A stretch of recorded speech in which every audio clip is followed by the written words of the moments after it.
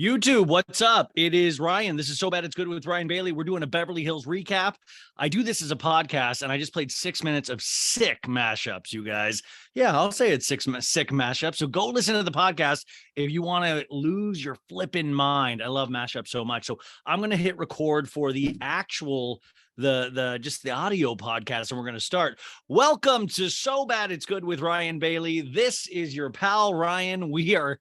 We're here again, folks, to talk about what can you say about Real Housewives of Beverly Hills that hasn't been said already? I mean, how many different ways am I going to find ways to say these people aren't that great?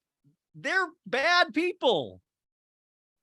Well, we'll see you guys on Monday for a pop culture roundup. Bye. No, we've got a long road ahead of us. I feel like at some point, this is my cross to bear. We're going to get through the season, but we're in the weeds. This is like mile 21, of a marathon. I just got 5 more miles to go. It's getting tense though. It is getting tense. If you saw this episode, which actually is a good episode, but at the end of the day, what we've got to talk about is these are all just women that basically hate each other. And they've found different ways to hate each other. They found different ways to gang up on each other. I mean, I guess that's kind of interesting if you think about like war in a sense, or like battle plans, or, these people are teaming up with these people and these people are talking shit about these people, but it's just dirty business. It's dirty business. And we give these ladies a 43-minute commercial every week to plead their case to the public. So we're going to go into that case, the case of Real Housewives of Beverly Hills right now. Oh my God. But I had to pump myself up. That's why I do the mashups at the beginning, which, by the way, what you were listening to is one of my favorite mashup DJs of all time, Girl Talk. And that is a live show from Seattle. And it was one of his first not big shows, but it was like a legendary show. It's off a back alley, like CD, I think I got at the time, called Girl Talk Murder Seattle. And there's so many just bops on there. So much stuff that he never used in any of his albums. So I had to play something that would get me pumped up. And I loved that I could hear, because I listened to the whole thing. I go through these things and I listen to the whole thing to see how it makes me feel, if it gets me in the mood to get the energy to talk about Erica Jane and Lisa Rinna. And this one did it. And I love that you can hear the people, because that's you guys. We're all at this party dancing together, and we have been on the dance floor for a long time. So let's have fun with this today. Let's do it. If you're watching on YouTube, hi, hello. For a visual, if you will, this is my framed photo of Tom Girardi that was won at the Girardi Keese auction. Tom, I'd like to ask you to give me a good show today, to entertain the people that have been so kind to show up not only with their ears, but their hearts. Oh, one time I met John Wayne. He came down. He was like, Tom, don't steal from people. And I was like, whoa. My God. Yes, he is a bad man, folks. He is. He did really horrible crimes. I don't even think we should be using the word alleged anymore. Erica Jane still seems to think she can't even say the Girardi Keese is that, but we'll get into Erica Jane in a minute. And remember, the thesis of this show, if you will, I mean, 1 is just pop culture is awesome. 2, this mustache looks great. And 3 is that multiple things can be true at the same time. Remember, people that you hate can also have moments that you love, moments that you sympathize, moments that you empathize. Except for Erica Jane. She's horrible the whole time. No. There are moments where I agree with Erica Jane. There are moments when I find Erica Jane attractive. Unfortunately, there are no moments for Lisa Rinna where I find her attractive. We'll get into all of that mess. Southern Charm tonight, you guys. By the way, this guy, Craig Conover, this guy's a dirty bastard. Did you hear that? I cannot wait to do the recap of Southern Charm next week. We recap that on the show every week. You can see those on YouTube and listen to them on the audio podcast. But he said tonight they were driving to like this vacation spot, and he was telling these girls that he loves sexting. He loves to send a dick pic, solicited, of course, not unsolicited. So kudos there, Craig. But still, then he goes, Yeah, I think, I talk to like he's a heavy. It's hard for him to talk. He has a heavy mouth. And he's like, yeah, I think it's cool to like sext and to watch porn with your partner, to get things going. And then I was like, oh no, oh my god, I'm picturing Paige and Craig watching porn together. It's too close to home, right? Like I was like, oh no, please don't do that. Please don't make me imagine Craig and Paige watching porn. And if you at home or in your cars or wherever you go, that's kind of hot. No, it isn't. And you don't deserve eyes. That's what I'm going to say right now. It's disgusting. And I was like, I don't even believe it. But then I was like, wait a sec. Paige does love laying down. We've seen her do that multiple times. She's great at it. So I could maybe see them laying down, watching porn together. Maybe it's not even Paige's choice. Paige is just always laying down. And Craig goes, hey, I've got control of the remote. I guess I'll put this on. And it's just butt banging fiesta. I do want to remind people this is a family show. I love kids. I love kids. And my sister this week, when I visited Arizona, told me that she sometimes listens. And you know that thing where like, even in these moments where I kind of feel confident talking to you guys, where we formed a rapport, my butthole clenched so tight when she goes, hey, I listened to your pod the other day. And I was like, oh no. Oh no, because when I do this, I pretend that I don't have a family. I'm a lone wolf and I'm saying gross, stupid shit. And I I'm a rebel, man, a loner. I'm what you call what is it? That's right, the bad boy of podcasting. Yeah. I drove back from Arizona to Los Angeles and I didn't even stop for gas. Guess how many miles I had left in the car before I got home? 5. Oh, bad boy. Guess who ran out of toilet paper and had to look for like some kind of wet wipe when I was doing business in my bathroom. Bad boy of podcasting. All right. Just people just turning off right and left. We're going to have fun today. I'm sorry. I'm so sorry I put that image of Paige and Craig watching porn in your heads. Another thing that we're going to talk about more on Monday, and just to remind you, Sophie is in Mykonos. That's not a joke. She's actually in Greece with her dude. So she won't be doing the pop culture roundup, but our friend Lex Nico will be. And we love Lex Nico. I cannot wait to catch up with her.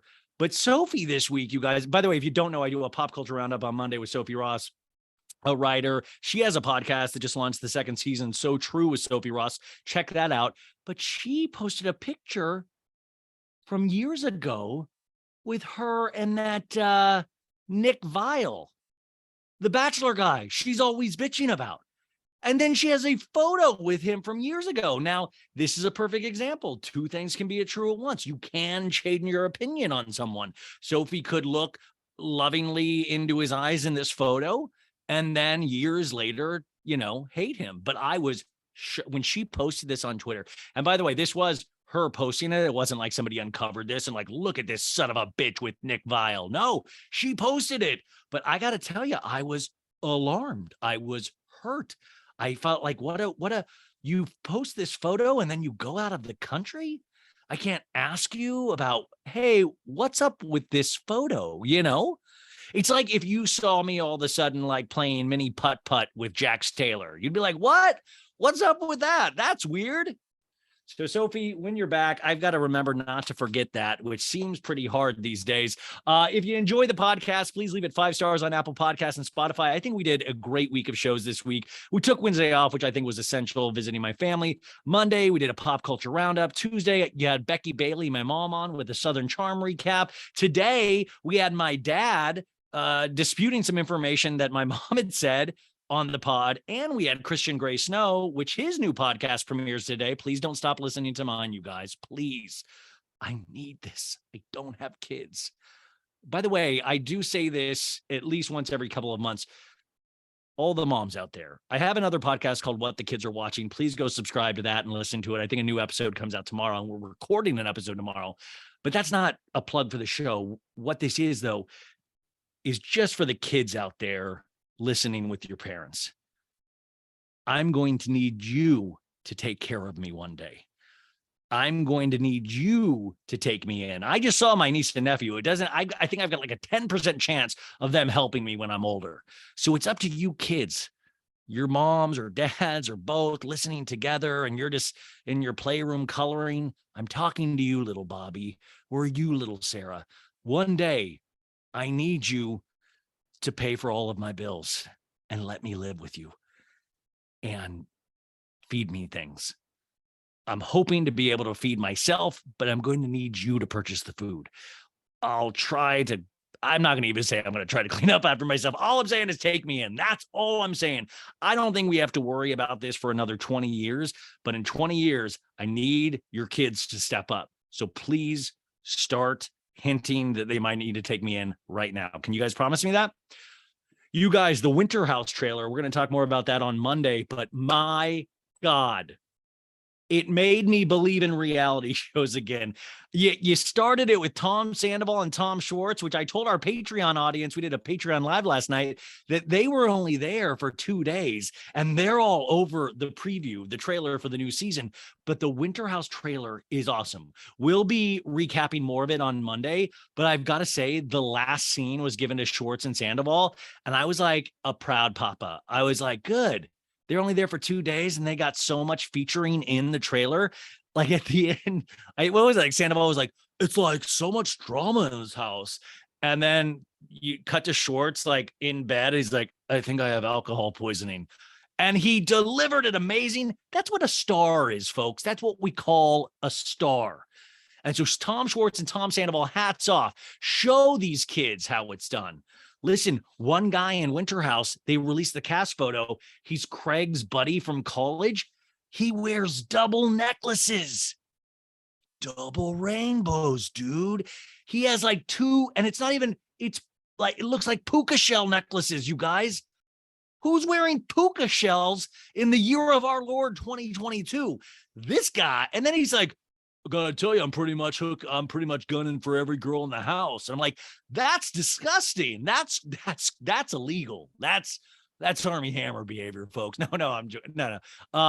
But sorry. Wow. Well,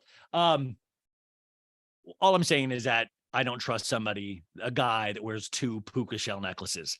Listen, you start getting into the Lenny Kravitz, Johnny Depp territory where you're spending an hour just getting out of the house, putting on so many necklaces and rings. I go on about this all the time because like, who has the time?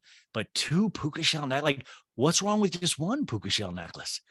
What is it with somebody that his thought process was, you know what? This puka shell looks pretty dope on me. I wonder if I could go further with it. What about, and he doesn't even choose a different type of necklace. He goes, yep, another puka. Like, was he at the store and he was like, in case I lose one, I'm going to buy 2 puka shell necklaces, which is sometimes I think that with like favorite clothing, because I know, at Old Navy, I'm like, I want to get catch up on that. And I always wish I had the money to buy double clothes. But who goes into a puka shell shop? I mean, I'm also, puka shells have to only be an impulse buy. There's nobody that's like waking up and like go, today's the day I have to go get some puka shell necklaces. Like nobody's to-do list has go get puka shells. So that's gotta be an impulse buy. So where was this motherfucker that he was it like an AM PM? Like does 7-Eleven sell no, I was just at 7-Eleven. They don't sell puka shell necklaces. So I'm sorry, this isn't a puka shell podcast. I saw this picture and my mind focused on it. I really do have a beautiful mind. In that I'm gifted, but at the same time, there's something off. And I just focused on those puka shells. I was like, what's the story are we going to get the story of the puka shells? Luke Gulbranson is in this. Oh man, I want to talk about this trailer so bad, but we'll save that for Monday because we got work to do, folks. Also, shout out to Ryan Reynolds and Blake Lively. Blake Lively made a red carpet appearance where she gained weight. No, she's having a 4th baby, you guys. She's having a 4th baby. Somebody asked me if I was pregnant today, actually. It's very rude. Never ask a guy that. That's very hurtful. 4th baby. And I said this on Instagram, but I was like, oh shit, somebody's coming for your title, Nick Cannon, Ryan Reynolds. Dude, Nick Cannon's got 10, but Ryan's got 4, and it's with the same girl. So you get double points for that in pop culture. Like what I'm saying, like, I think each of those babies count as 2 points. Nick Cannon only gets 1 point or a half a point for his babies because they're all different women pretty much. And he keeps going. Like, nobody's telling this guy to stop. Listen, we're coming up on a big election year, and we've got some really intense issues that we're already dealing with. But my vote is personally going to go to the person that lets women have health care, and the person that stops Nick Cannon. Like, listen, I am interested in paying my taxes, and I would like that money to go towards stopping Nick Cannon, just flat out. And also stopping Tristan Thompson.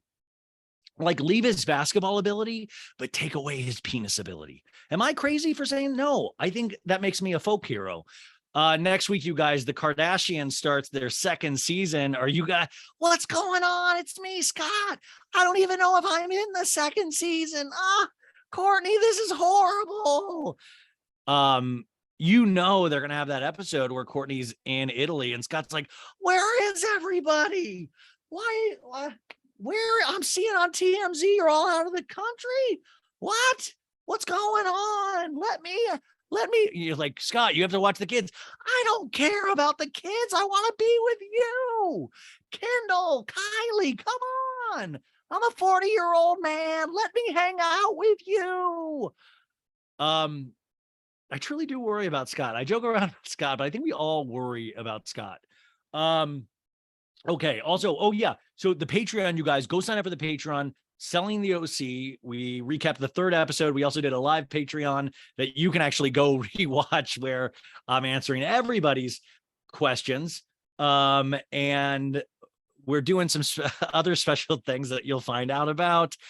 I wanted to, I have this option on there where you can there's a level where you can podcast with me, and I always get excited. And this Jennifer, I think her name's Jennifer Kahn, just like an hour ago, signed up to do one of these with me. So Jennifer, if you're listening, let's get into this, man. I can't wait to pod with you on the Patreon. I can't, it's so exciting. Okay. Should we just get into it? Because when we get into it, we're going to get into a lot of other things. So it's best that we just start now. We're only a cool 23 minutes into the podcast, I think. So, I mean, and that including the music. Oh man, you guys, how are you guys? I didn't even get to ask you. I hope you're well, but just know this, we're here at the weekend now, right? What do we always say about the weekend? It's our time to rest, recharge, hang out with yourself, hang out with your family, hang out with your friends, dance, eat, watch TV, sit in silence, stare at a wall, go on a hike, do whatever the F you want to do, because it's your weekend. So let's start this weekend right by talking about horrible, horrible women. And Lisa Rinna, I'm talking to you right now. You're not going to threaten Bravo. That's what you're not going to do. Listen, if you're going to start trying to play hardball, with negotiations, like, you're not, you know what? You're not offering me the money if somebody of my esteem should have. So I won't do the decision. She made an announcement today, or it was announced. I think it was, I forgot what outlet said it, that Lisa Rinna is no longer going to be a BravoCon. And I was like, whoa, you just sold it. I'll buy 2 tickets then. Like, oh my God. All right. Now this BravoCon sounds special all of a sudden, which, by the way, Lisa Rinna not being there, but Erica Jane being there, and Diana Jenkins not being there. But Erica Jane loves that. You know what? This episode, you're truly supposed to feel for Erica Jane, right? Maybe I'm wrong. Don't worry, you guys. She's still a horrible person, and I'll tell you why throughout the show and my life. But that's okay. That's your right. And I do believe she's right in some of the things that she's saying. Like I said last week, I do believe she's right about court of public opinion. It's like, you don't have to dislike Erica for stealing money directly. That never happened. But you can dislike Erica for being an overall low moralistic person that really doesn't give a shit about victims. Doesn't. Remember, she will always be the biggest victim. We've got the ballad of Erica Jane. I was on Watch What Happens Live on Wednesday with Michael Rappaport, who lives in my asshole. Fucking Erica Jane was on Watch What Happens Live with Michael Rappaport right after the episode. And literally, I'm still having nightmares because Rappaport's just there, like, it just looks like he's jerking off. He's just so excited. I'm like, Erica Jane isn't going to sleep with you, or maybe she will. I want dick. I want to get Michael Rappaport's dick.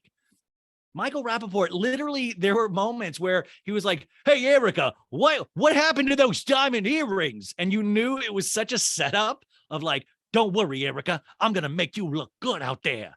And I love Michael Rappaport because, firstly, he makes me look hot. Like, you know what I'm saying? Like, and that's, listen, Michael is a very talented man, truly. He's also one of the biggest shit talkers out there. So I don't feel bad shit talking him, but truly, he makes me feel like a model. And that is something that's priceless to me because I go around feeling ugly so much. So to see Michael, it's just there. And also, it's a warning to me of like, maybe start talking about other shows besides Housewives and stuff, because there were moments when I saw him on Watch What Happens Live where I just got sad, where I was like, that's going to be me someday. He's like all hunched. He just looks like he has gum, like he just has gums, no teeth. And he's like, yeah, fuck you, Erica's amazing. He's amazing. And I'm like, thank God it's only a shot of his face and not his pants, because you just picture he has like a rock hard boner the whole time talking to Erica Jane. And like, actually, it's just like, holy shit. Michael, you realize Erica Jane's not an actual star. Like, this is not Lady Gaga. This is not Beyonce. Imagine if Michael Rappaport actually met an actual star. His head would explode. I mean, this is just amazing. It was amazing to watch. And Erica Jane's sitting there like, well, Annie, it's been a tough season. And I'm hoping to get back to touring, you know, being part of live audiences. BravoCon, if you're listening, I consider BravoCon an entity. I know you're letting Tom Sandoval play, and I'm very excited about that. It's a real, it's a party. If you let Erica Jane play, I will riot. Like, it's going to be Altamont all over again with the Stones. Like, I could you. And now that I say it out loud, you know it's probably something that's going to happen. And Anna's going to be like, guys, I am pleased that we are doing something so special.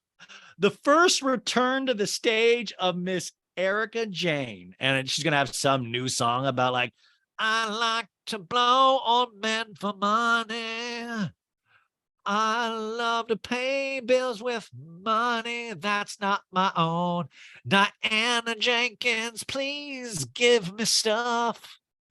Lisa, I know you don't have stuff to give, or I'd ask you to. Dude, this episode, she asked Diana Jenkins again. She hinted, I'm like, oh, give me that. This girl drops more hints than I did as a kid at Christmas for like a G.I. Joe train set. Like anytime you get around an object, she's like, oh, I like that. Oh, Diana, you see that? I like that cheese, the cheese Parmesan shaker at the pizza place. Yeah. Also, I'm so used to Erica Jane scenes now, and they don't really kind of go anywhere and blah, blah, blah. I would kill, like I said last week, or maybe on this, who knows, time means nothing anymore. I would kill for an Erica Jane dating scene. Let's see that dick you're getting, girl. Let's see it. I mean, maybe it is Michael Rappaport. He would love the screen time, but I would love that. And I got to tell you, I am here. I would love a shoplifting storyline. Yeah. I would love, like, do a Winona Ryder, man. Go to like Saks or something, like Erica Jane busted. I mean, poor Kim Richards, who I miss every day, by the way. Faces by Bravo posted a meme of Kim today. And I just like, I miss her so much. I hope she's in a good place where she's able to either do a girls trip one day or some scenes next season. Because I think she brings something so magical to the show. But I mean, remember when Kim Richards like had shoplifting after she was off the show, and it was at a Target? And if you read the police report, you guys, she was stealing like dollar items. Like she was just out of her gourd, at the time. And I mean, but I would, dude, wouldn't you love if all of a sudden there's a storyline where Kyle's like, I'm literally missing more of my purses than I was the first time it got robbed from because of Teddy Mellencamp's Edwin's faulty security system. Allegedly. Wouldn't you love Kyle's like, I think my friends are stealing from me. It just hurts me so much. And Kathy's like, God damn it. Why isn't anybody drinking my tequila? She didn't steal my tequila. What's wrong with my tequila? By the way, right now for the YouTube audience, I'm going to put on my workout gloves because we're going to have to do some heavy lifting, you guys. Yeah, I got workout gloves at Walmart this week, $7. And I wear them with my trainer, who I think I posted him on my Instagram today. And I think he's warming up to me. You know, he tries to make small talk. He doesn't seem to mind my tears as much as he once did. But I got weightlifting gloves on now because we're going to do some heavy lifting, folks. By the way, I'm going to flip my hat around just like Mr. Rogers used to do. That's right, folks. I've got the agency hat on because I am fully in the pocket of Mauricio and the agency. I don't think we got enough agency signage this week, so I wanted to help Mauricio out. And you guys, they sold my house that I live in right now that we rent from, me and my roommate, and they sold it. So we've been dealing with the agency, which always cracks me up because, you know, I've told you they have to show this room and I've got like a life-size oil painting of Tom Girardi and his brothers on my wall and all of this shit. Like I literally, like, look at this. I literally have this up, just Erica Jane with her tatas where I can go like, like I have this shit just laying around. Imagine like you're in like a grown man's bedroom and you see a framed photo of Tom Girardi. You're like, I don't know if I want to buy this house anymore, but somebody did buy it. That's how hot the housing market is. So as of November 7th, I'm out on the streets, folks. So maybe I was saying earlier, your kids have to take care of me in about 20 years. Scratch that. November 7th, your kid's got to take care of me. Actually, no, if you do live in Los Angeles and you know of any 1 bedrooms, 1 bathrooms, this is totally not a joke at all. I think it's time to live by myself. I've never lived by myself in my life. Isn't that crazy? I really think, I mean, you know, like, listen, I'm 23 years old and I've never lived by myself in my life, but I haven't. Think about that. Like lived with my parents, lived at college, always with roommates, lived out here with 3 people in a 2-bedroom or like altogether 4 in a 2-bedroom apartment when I first moved to Los Angeles, then moved to another friend's house over in West Hollywood, or a friend's apartment, lived with her. Then I got married and that was like, you know, 10 years almost. And I lived with her most, I mean, I took years off, sure, but I lived with her for the majority of the time. And yeah, I mean, that's so weird. I've never lived by myself. So if anybody does hear of any 1-bedroom, 1 bathrooms opening up, I guess this is, you're going to be my apartmentfinder.com. If anybody does have any leads, please reach out to me. So bad it's good with ryanbailey@gmail.com. You know, I would like to say price is not an option. Price is not even a thing, but it probably is. But reach out to me if you know of anything, or if you know of any like guest houses in the back of somebody's rich house. Oh my God. You know, it would be perfect. Kyle and Mauricio's doghouse in their backyard.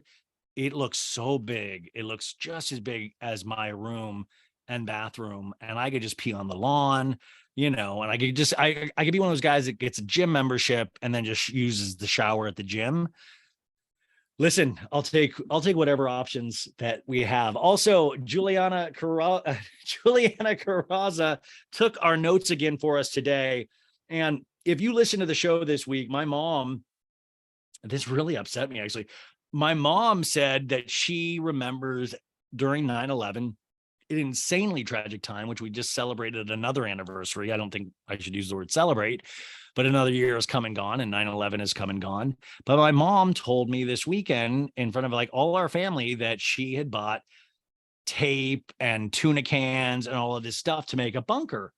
And then Juliana, who takes all of my notes and does amazing at it, she texts me today and goes, P.S. have to tell you that, yes, we all collected duct tape, etc. when 9/11 happened. Becky Bailey is right. Everybody was worried about taping their windows in case Gases were dispersed by the Taliban. And there, by the way, hey, drink every time I say Taliban on this show. And there was a run at all the stores for it. I ended up with rolls of camouflage duct tape and was grateful. Juliana, how did you even see the duct tape if it was camouflage?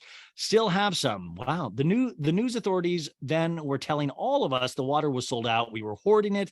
There was a scourge at all the stores for it, and candles and matches and supplies to exist for several days, including canned goods like tuna. We were prisoners of our own home, just in case. So Becky knows what the fuck she's talking about. Please tell her for me she knows. I did tell her, by the way. When 9/11 happened, we didn't know what we were up against.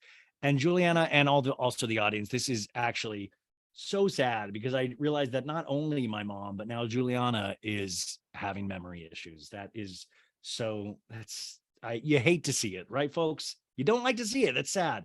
Juliana, you will be in my prayers. My mom did say to that text when I sent her, she goes, "Ha, I told you. So this is exactly what I was describing." That's Becky Bailey for you. Okay. Finally, we're on to this. Guys, why do you keep me talking like this? I promised to make these. I was working out with the trainer today. And I was like, you know what? Today's goal, make this 2 hours. And I'm like, I think I'm already at hour 2. I just get so excited. And it's like, we've formed a relationship. If any of you guys are new listening to this, you can use the timestamps, and I'll put right now as the start of the Beverly Hills recap. But welcome. I know it feels weird at first, but don't worry. You're gonna get used to it, and you're going to enjoy it eventually. Just don't give up. Don't give up on this podcast at all. That's just it. Oh no. Okay, Tommy, are you ready? Are you ready to do this? Yeah. Let me tell you about the time John Wayne punched me in the face. Okay, folks, here we go. What if I just do another hour of, okay, we're almost there. Woo. Okay, Real Housewives of Beverly Hills. The episode is entitled Rocky Mountain Bye. And if I was a betting man, and I'm not, this means Rocky Mountain, they're in Aspen, so okay. And then there was, kids, if you're listening out there, there was a musical recording artist, John Denver, and he had a song called Rocky Mountain High. Now, what I think these producers and creative team did, they go, hey, what if we didn't do Rocky Mountain High, but we did Rocky Mountain Bye? And you could tell probably in the production room, they're like, I think we've cracked it. Oh my God, that title is the most amazing title I've ever heard in my life. You're promoted, Ricky. Come sit on my lap. Season 12, episode 18. Whew. Where were we last year? What was episode 18 last year? I should go back and look at my notes. Summary. This is what goes out to the cable companies. So if you're flipping and you're like, what's this Real Housewives of Beverly Hills Rocky Mountain Bye? Let me see if that's something that appeals to me and my family. The summary says, Kyle plans the perfect Aspen day, which is hysterical because it just involves going to a cowboy hat store named Kemosabe. Diana and Garcelle pick sides. Now, at first, I was an idiot, and I was like, oh, I love sides. I like coleslaw, mac and cheese. Sometimes I know my mom's like, do the garden salad, try to be healthy. But that mac and cheese, as a side, it talks to you.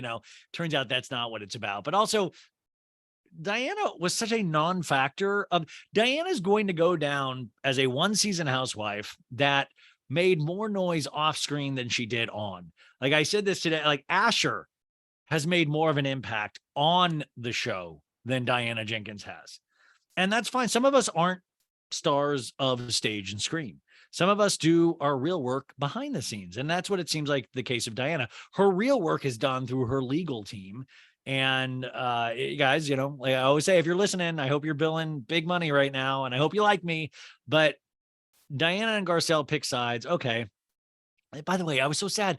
Not a lot of Sutton this episode. And I was like, absence does make the heart grow fonder. I do now know what that means, that old saying. Dorit finds herself caught in the middle. Crystal and Sutton go hat shopping. Shopping. I mean, they kind of all were forced to go hat shopping. And Kyle was like, you couldn't. I do everything for these ladies, and I just ask them to go to a hat store. It means, how much hats mean to me. That's how That's how dark this season is that we're now fighting about hats. You know, these hats meant everything to me. I was so hoping that there would be a talking hat of like, Kyle, it's me, a beautiful purple cowboy hat. I'd love to go home with you, Kyle. It's me, Frenchie, the cowboy hat. Please. Mauricio said, you could put it on the company card, please. Please, Kyle, could I sleep with your dog, Stormy? Please. We got a new character. It's me, Frenchie. By the way, Kyle, that Lisa Rinna is a horrible asshole. She scares me.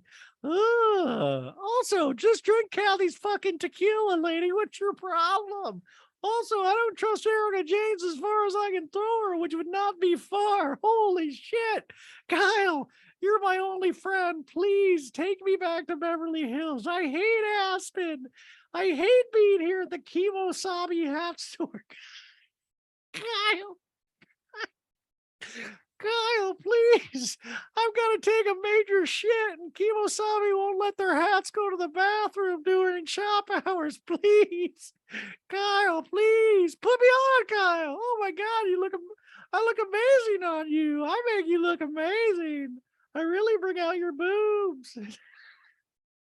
Kyle, don't cry. You're beautiful. Also, why is Mauricio never around? Oh, he's working, Frenchie. That's not true. He always says he's just got off a ski run. Where is the agency located? On top of a ski mountain? My God, that guy works. That guy works less than Erica Jane. My God, you would think he was married to a ritual criminal. Kyle, please don't let Dorit take me. PK creeps me out. Please, those new fake teeth weird me out. Please, Mauricio's so attractive. I'd love to be with you guys. I'd love to go home with you guys, just like in that movie Toy Story. Please, I could be your Buzz Lightyear.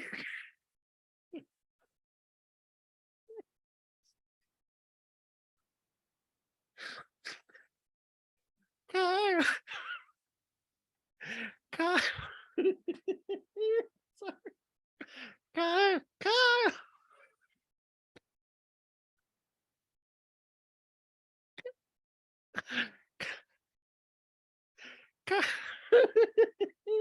Kyle, I am actually friends with Kendall Jenner.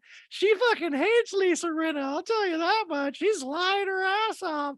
I don't think Kathy's tequila is bad, but what do I know? I'm just a hat.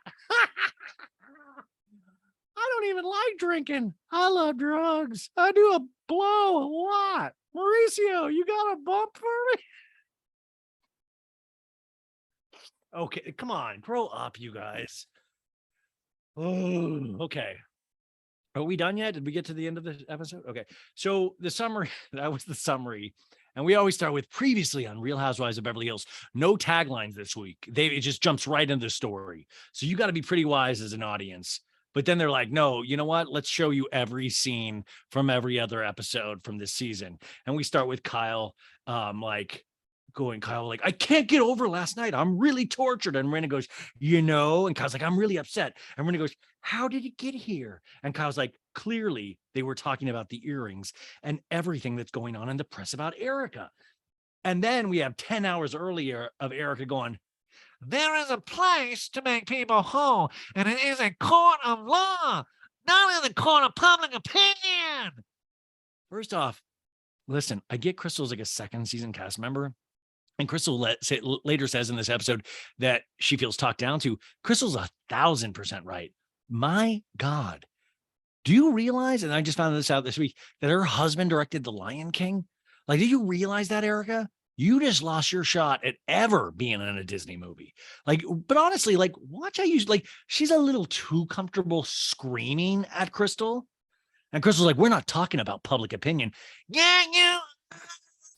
Erica says, windows break, you Frenchies and Kemosabe going, I can hear that from over here. My God, lady, you sound like the Wailing Wall. Kyle's like, this is when I had to say something because they said something about the victims and Erica said alleged victims. And I was like, hold on, wait a minute. And Rinna's like, no, there are victims. Yeah, it's the viewing audience. We are all victims. And by the way, I love when Rinna is tough in person, but she's like she's tough in those scenes away from Erica. But when with Erica, I'm like, of course, just hang in there. I'm always on your side. I think everything that you says is true. Oh yeah, sorry by the way, they didn't do previously on Real Housewives of Beverly Hills or taglines. They just jumped right in. That's what I meant to say. Sorry, you guys. So these are all new scenes that I'm talking about. I hope that didn't screw you up. So the previous evening we flash back to that, and Kyle's like, "You're not showing any compassion," and Erica's like, why should I show compassion for people that are dogging me for something I didn't do? and Kyle's like, "Don't say that. Don't say that, Erica, because you're my friend and I can't defend that." And then over at the Aspen house, because remember the agency got the Aspen house for the leftovers. And Crystal's like, what's interesting is that she thinks everyone is against her when actually we're trying to help her. And Garcelle's like, I mean, Kyle was almost like, let me help you. Crystal's like, yep. And Sutton's like, right. Well, she's like, stop. I'll say. And Garcelle's like, stop saying that. Let me help you. And Crystal's like, but Erica elevated to what I felt was starting to become kind of erratic. Now, this is an interesting conversation, not on its face, right? You're like, okay, but think about it in terms of macro, pull out and think about this, is that we've had the Fox Force 5. These are these ladies finally coming together and talking about the facts, talking about what's going on, talking about how they're not scared of these women and seeing clearly what is actually going on. So you always got to keep your eye on that because you're like, that's interesting. You guys are piecing this together. It might have taken a season, but now we're here. And all you guys got to do for these remaining 4 billion episodes, whatever we have left in the season, is stay strong. Stay strong. You know, Erica Jane said on Watch What Happens Live on Wednesday, like, the reunion was uncomfortable. It was the first reunion we didn't take a cast photo afterwards. and Andy was like, I mean, yeah, I didn't realize, yeah, but you know, for what happened, I guess, you know, that makes sense. Yeah. I love when Erica's succinct. She's like, Yeah. Well, I'm not gonna. So, well, I gotta go. so the previous evening, we're really going back and forth. It's always with Housewives editing. It's this amazing Back to the Future kind of editing where you're like whiplash of like the night before, you know, I wouldn't be surprised if they're like 2 weeks ahead of now, you know, like all of a sudden they truly do break the space-time continuum. The previous evening we go to Rinna and Rinna's like, we're going. And Erica's like, I should start caving because people think I should feel some way. and Rinna's like, Erica, don't, no more. Why? I stay here and fight all night with these bitches. You know, just for once, I would love somebody like Garcelle go, okay, come here, Erica. I'll knock you the fuck out. 2 hits, me hitting you, you hitting the floor. Bring it, meat. That's what I want Garcelle to say. Bring it, meat. You'll fight these bitches all night line. Bring it. Just clock her in the, you know, and I know that as girl to girl, never a guy hit, but a girl to a girl. That's like, I've seen the Bad Girls Club. You can do that. That's legal. But like somebody needs to shut her mouth because literally like, it's too much, you know, it's like, I'll stay here and fight all night with these bitches. Like, just fucking, like, somebody just needs to knock her out. And we're just like, come on, Eric's like, what about the people? What about the facts? Come on, Erica, go done. And Rinna goes, clearly, she was so defensive last night, you couldn't reach her. Nobody could reach her. That's grief. What I've been going through all season. And Kyle's like she didn't want me to speak up and say, I honestly, Rinna, how can you not? And Rinna goes, well, I did it in the car. I finally was just like, and Kyle was like, right. Was she mad at you? I'm like, Kyle, let Rinna finish what she's going to say. Like, she like, what did you do in the car, Rinna? And Rinna goes, I don't know. 10 hours earlier, we are in the car. So this is clever editing. And Rinna goes, you did not do it. You had nothing to do with it. I'm like, wow, you really told her, Rinna.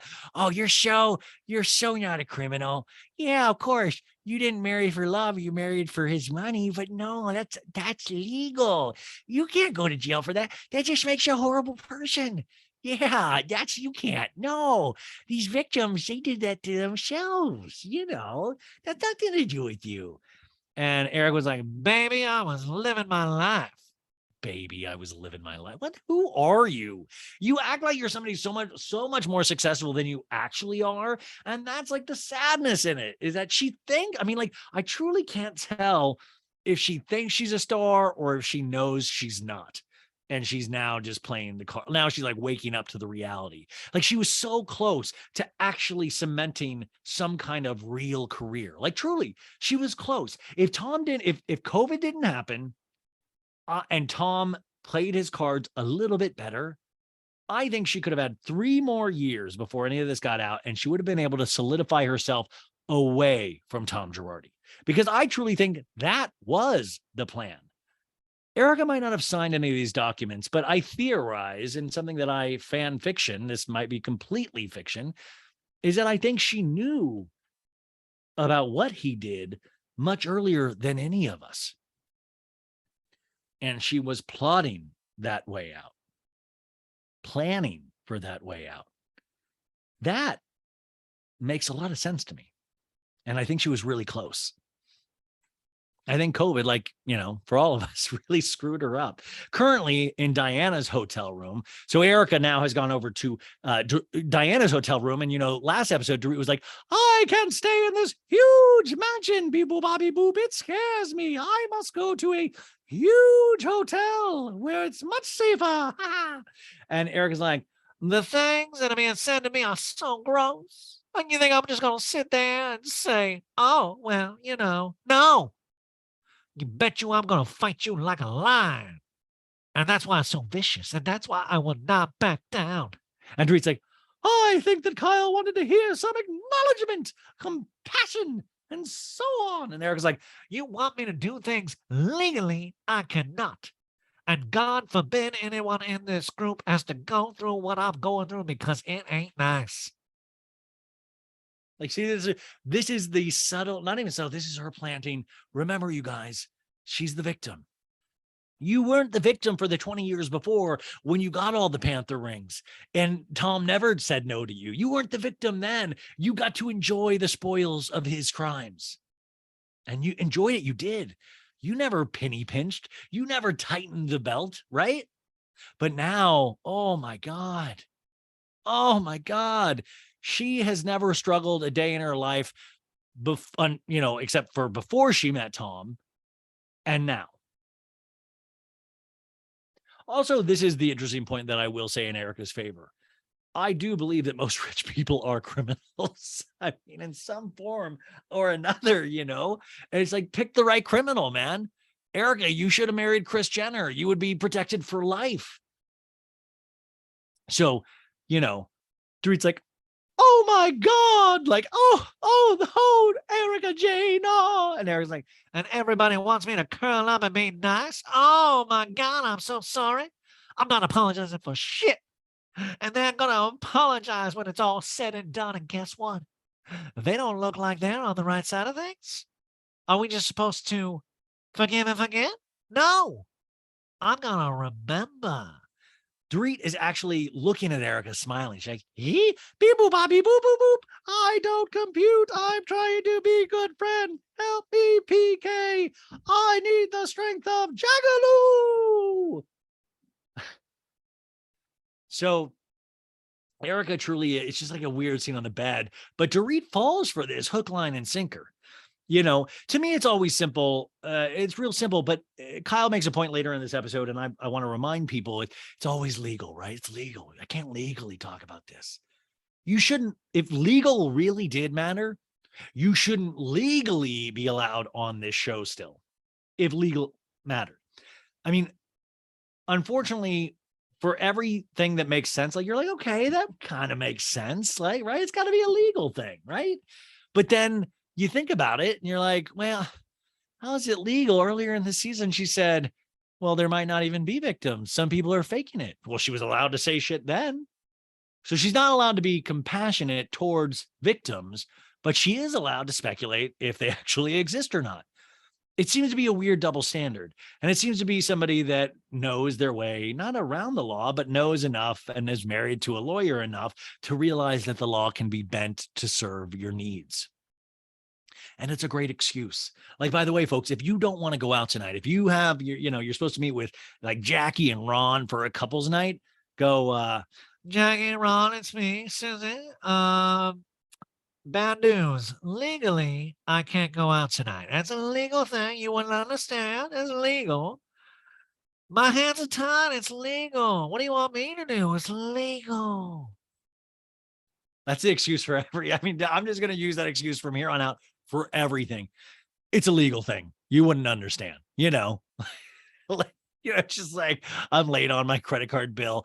I call American Express. I'm like, so sorry I didn't pay you on time. It's a legal thing. I can't get into it. It's legal. I can assure you that it's a legal thing and there are lawyers involved, but I can't get into it. I would love you to waive the $40 late fee, please. It's legal. Like my hands are tied. Of course. Like, so I just think it's a very convenient excuse to use, to keep using, because it's like, it makes sense on its face. But then if you actually start pulling apart the threads of what Erica says, all of a sudden you wind up naked because nothing holds up. So I do believe that Erica is more innocent than Tom Girardi and other people at Girardi Keys. I do, but I don't believe in her innocence as a person. There's a difference. And in this thing, she's like, someday they're going to have to apologize to me. No apologies will ever be needed to you, Erica. Because even in this time of crisis, you acted like such an asshole. And, one can say, of course, you're going through grief. You're going through this, you're going that. But it's a different type of asshole. It's a greedy asshole. She's greedy. She comes off greedy. She comes off that way. She's not likable. And she never has been. Remember, let me remind you of PK's earlier, from an earlier season, his line of like, you're not just cold, you're inherently cold. Let's go to Punta Mita. That's where you go. I'm John Jansen. By the way, I saw a picture of Shannon Bedore, speaking of John Jansen, on Instagram. She looked kind of hot. She did. She looked hot. What's up, Shannon? Hey, Sutton, if you don't talk to me, I'll go over to Shannon. It's a little further out of a drive for me from Los Angeles. I'd prefer to date you, but I'll go out to the OC and I'll give John Jansen a run for his. I'll steal John Jansen's chick. You know what I'm saying? But Bedore looks good, man. Those postage commercials must pay pretty well. I always think about that of like, Erica Jane doesn't really get those opportunities anymore. Like, she's selling fake horsehair from Russia. Sorry. That's a special thing for the YouTube. They just got to see me sneeze. But like, Shannon's like, since my business started using postage.com, we've increased our business. Like, Erica Jane's like, since I have to do so much legal mailing, I have to use postage.com. It makes it easy for me to fight all of my lawsuits. But this, for Erica to even use the verbiage of one day all of these people will apologize to me. First off, gross. By the way, hey, Erica, it's Roger from the Lion Air crash. I lost my father on that flight. I just want to call to apologize. It turns out it was mainly Tom Girardi. And of course, you did act like a complete asshole on national television about it. And it really kind of reopened some wounds that we're trying to heal. But I wanted to say I'm sorry, because we found out it was mainly Tom Girardi and you had just spent the money. And so we feel like idiots. You spent our money, but you're not the one that physically took it. That was your husband that you're still married to, even though you say you're getting a divorce. So anyways, just wanted to call you. It turns out my dad is still dead, but I hope you feel vindicated. And I hope you get an apology from all those other ladies, because you deserve it. You're a champion. Bye. Also, in this next scene, I will say, I gotta say, the Aspen fashion, what's the point of even trying to be rich if this is how you're gonna look? Diana's in her like House of Gucky, her Gucci, that just look at like an off, like it's like She by Sheree does it better. It's just like, oh my God, That's so bright. I think I actually prefer not to see color. And then Erica looks like the Terminator, like a cross-dressing Terminator of like, I am the T-1000. I'm a looming computer. I'm going to wear a leopard mink coat in Aspen with these huge Terminator glasses. I'm like, who are you? Like, you're like a tacky version of that like main chick from 101 Dalmatians, like the evil one. And that's like she's already who is that? Emma Stone did that what the fuck was the, and you guys know what I'm talking about. So they have this scene, and Erica is playing the victim. And now we go back to Kyle's house, and Kathy goes, "Hi, Stormy." And that's the dog. And Kyle, who's walking Storm outside, we're outside of Kyle's house. And Kyle's like, "I'm scared you're going to slip, Kathy." And Kathy goes, "Whoa." And then she mentions her boots, and she's like, "These are supposed to be for the snow."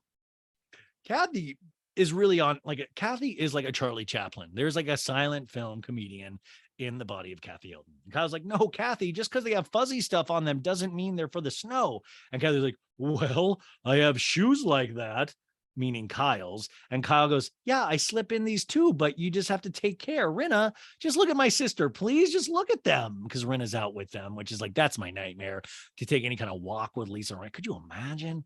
Kyle and a talking heads like, "It's so much easier to walk Storm than it is to walk Kathy."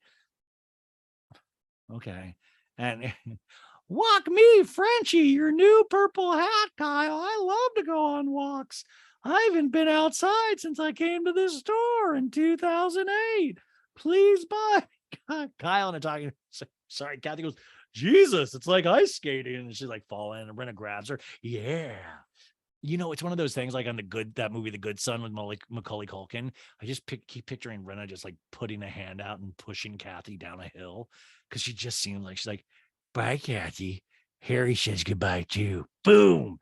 Kyle's like, "Let me hold on to your arm." Kathy's like, "This is what these are for. These boots, come on, everything's great." And Kyle's like, "Whoa, Kathy, we'll get you to the sidewalk." Kathy is toddling along in her wedge boots.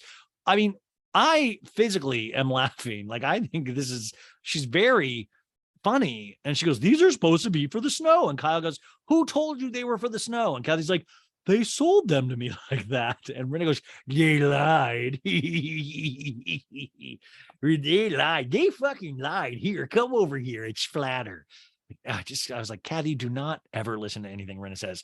Now, in the quaint town of Aspen, we come to the Felix Roasting Company.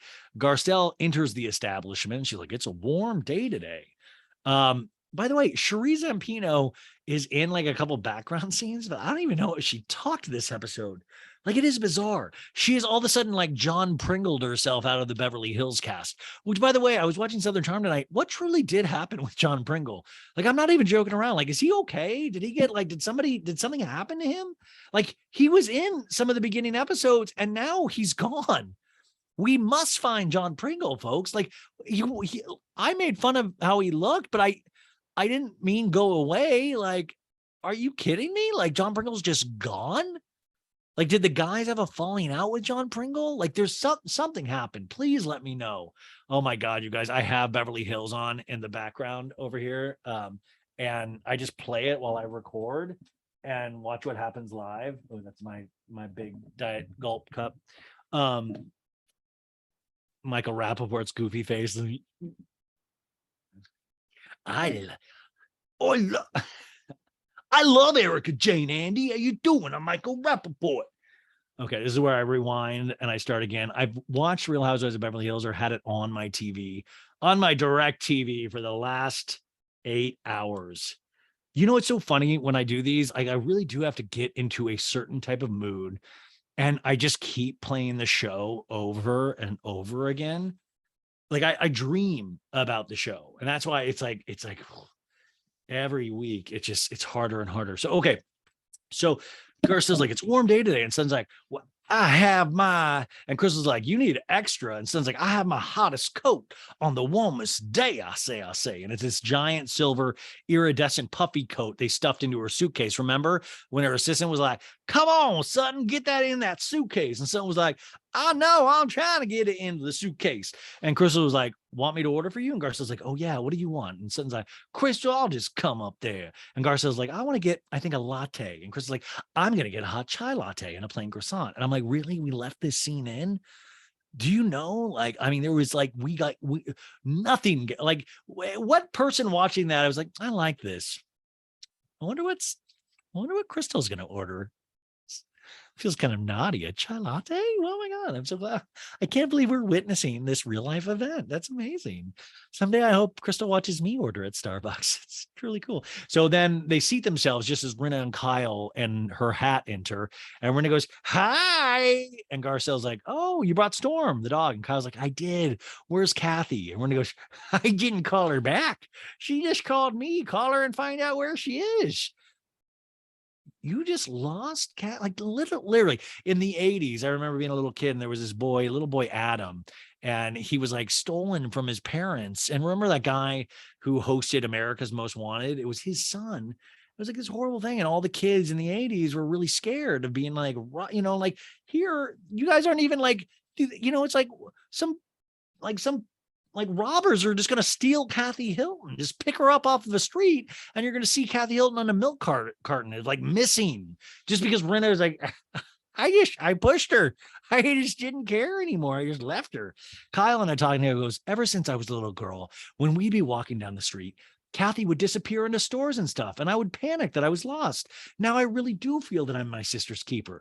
You cannot keep track of this woman. Kyle, all she wants you to do is keep track of her and drink her tequila. You can't do any of it. And Renee goes, can we get a coffee? And Krista goes, yeah, you go order up there. And Renee goes, okay.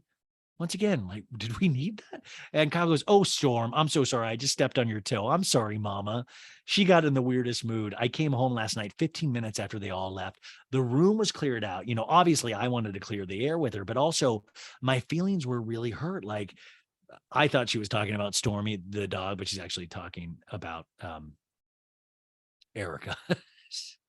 She's obviously I wanted to clear the air with her, but also my feelings were really hurt that she like packed up my house and left. She went to Diana's hotel. So now this is like two people. Dorit, who was at the Aspen house, went over there, and now Erica Jane. That's interesting. She packed up her stuff. I didn't even think about that. She was staying at Kyle's, and at the end of last week's episode, Rinna goes, let's go. I'm taking you home. Let's go. So they must have cut around her going up and packing. But wouldn't you, like, I would have traded that little coffee chai latte scene that we just had for Erica angrily, like, I gotta pack all my fucking bras. Put my bras and my underpanties in the fucking my dildos. I don't want kind of dick in. Like, I would have loved to have seen an angry packing scene. Oh, we do see video of the night before of Erica slinging her luggage on the bed. Oh, I guess we did see that a little bit. Well, Juliana, thank you. You watched harder than I did. Kyle goes, my hand to God, I came home and it is completely cleared out. I mean, she had those big trunks, remember? Probably she had Dorit and Diana help her pack up, and that's why it was so fast. Again, we see footage from that moment, and Dorit is rapidly grabbing on. Oh, I've got to help you pack as fast as I can. Beep, boop, boop, boop, boop, boop. I have gone into hyper mode. Let's get you going. Erica Jane was like, yeah. And if you happen to throw some things that aren't mine in that suitcase, that's fine. Also, there wasn't a Diana in this because remember, Diana would have been like, I don't pack, but I will send my Ghostbusters to help pack if you need. Chris was like, have you spoken to her since the last little text? And Renee goes, I have. I just checked on her. And I said, are you okay? And she said, no. And that's all I know. And Krista goes, so where's everybody else? Where do the other girls go? And Rinna goes, that's what I'd like to know. Would you, Rinna? You fucking lost Kathy Hilton. You don't seem like you give a shit. You really want to know? Rinna's literally just like, I want to know when the next time I'm going to be in the Daily Mail. I love being in publications. Which brings us to an apparel store called RHOBH. And Diana and Dorit are arm in arm walking in.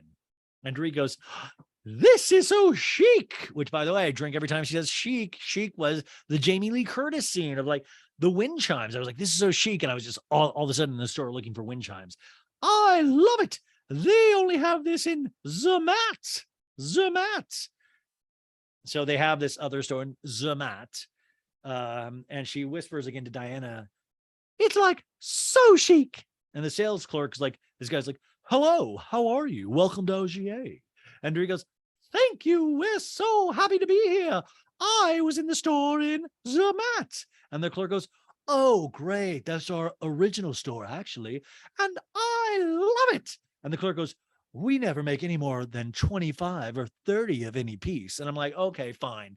I feel like Clark was talking down to Old Navy because Old Navy, they'll make like 60 or 70 per piece, but no more than that. But I guess that's like double the size of this OGA. So like, and by the way, you look around the store, I'm like, this all looks like shit. Like, yeah, I wouldn't make more than 30 pieces of shit if if I ran this place. I'm like, yeah, like why make more of this? They're like star dusted white boot. I don't know. Sometimes and they say, so this is all happening. And then Dorit goes, I love that. I love OGA and how they only make 25 or 30 pieces. And the clerk like, it's nice to see someone who knows the brand. And that's Dorit's girl boner. She's like, I do. Like, oh, thank you. I do know OGA. And the clerk's like, you're very in the know. And, Dorit's head's about to explode. I'm like, I am in the know. I'm a child of the world. I know things about OGA. And Dorit's like, I'm very in the know and I have everything from head to toe. Everything. And Dinah's like, it looks so cute. Actually, everything that you're wearing looks adorable. Wait, did Dorit wear all OGA to OGA? Like, we're going to OGA today. I must pull out my entire OGA outfit, including my OGA undies. They make me feel like a pretty lady. Beep boop, boop, boop, boop. So this is when we see Erica come in her Terminator outfit. I am here at OGA. It's me, Erica Jane. It's all X-Men to me. The fucking glasses. They're just like, come on, man. Mikey, why are you trolling Erica? And Drew goes, well, here is the woman of the hour. Dorit's in like kissing ass mode of like, I've never seen a prettier girl than Erica Jane. Oh, ooh. And Erica's like, Hi, ladies. How's it going? Did you see there's a suit up in the window and it's like fully you. It's like fully sparkled. And this, she grabs a pink coat item hanging. I kept coveting this. I was like, so what is this? And she was like batting her eyes. And she looks over at Diana and chuckles. And that look is like, hey, give me your credit card. I covet.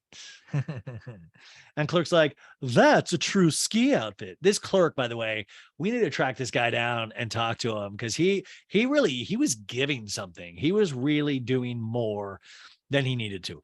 And Dorit's like, Erica, and Erica's like, I want this. And Dorit was like, that has got your name written all over it. And I was like, no, the name written all over it should be Lion Air. Lion Air. Erica is touching another one. And this one. Every time Erica Jane touches something, I feel like I'm transported to the evil character in a Disney film. I'm like, yeah, and this one. And the Clerk's like, we mix the fur collars too. Any color you want. And Eric's like, so cool. Yeah. Back at the Felix Roasting Company, Garcelle's like, there's Kathy. And Kathy's like, hi, honey, how are you? Kyle. Oh, you're Garcelle. Did you sleep well? And Garcelle's like, I'm good. Where are we going after this? And Kyle goes, I'm going to take you guys to Kemosabe. Kyle in a talking head goes, anyone who knows me knows that I dress like a country singer or somebody from Mumford and Sons. I'm obsessed with Kemosabe. It's not just a store. It's a lifestyle. No, it's not just a store where you can go in and buy hats and boots. 1 week earlier at the Rinna disco party, Kyle's like, it's called Kemosabe. We're going to go. We're going to have drinks upstairs. They're going to measure you for a hat. Can you believe it? Have you ever like, ooh, like literally we start with caviar in this scene, like true elegance, caviar on a baked potato. And we're like, and we've now gone to like, you're going to get your head measured. Can you believe? Well, aren't you just going to die? We're going to find out how big of a head you have. We're going to fit you for a hat. One of the cowboy ones that I wear. What about me, Frenchie? I want to be your only half, Kyle. Oh, Juliana left me a note. Stop being light on the Rinna voice. Do her big, please. Okay, Rinna yells, "Oh!" and it startles Kathy. Kathy's like, Jesus God. Like, I truly believe Rinna is trying to kill Kathy. Allegedly. I have to say that for legal purposes.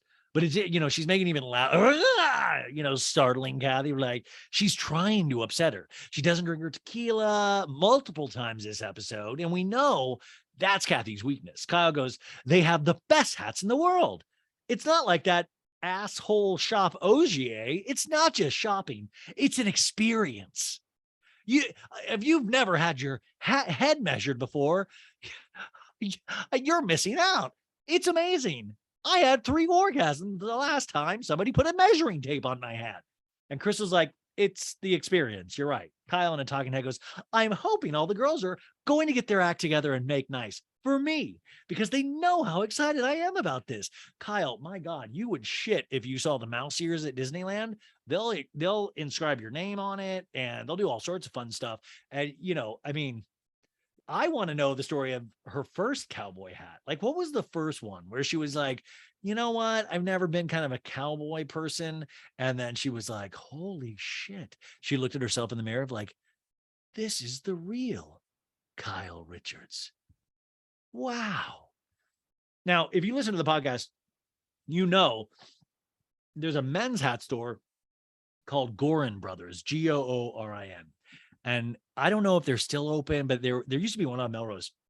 And I always dream. I have I've never had my head measured. I'm not well off like that. But I've always wanted to pull off a Gorin Brothers hat. Like, it's the kinds that like Luke Goldbranson wears. And I've seen Craig wear it. And, it's like, you got to be like kind of a cool looking dude to pull one off. And I don't think I could pull one off, but it's like my dream to pull off a Gorin Brothers hat. But I always I'll look sometimes, because they'll have like their for sale section on their website and I'll look at those.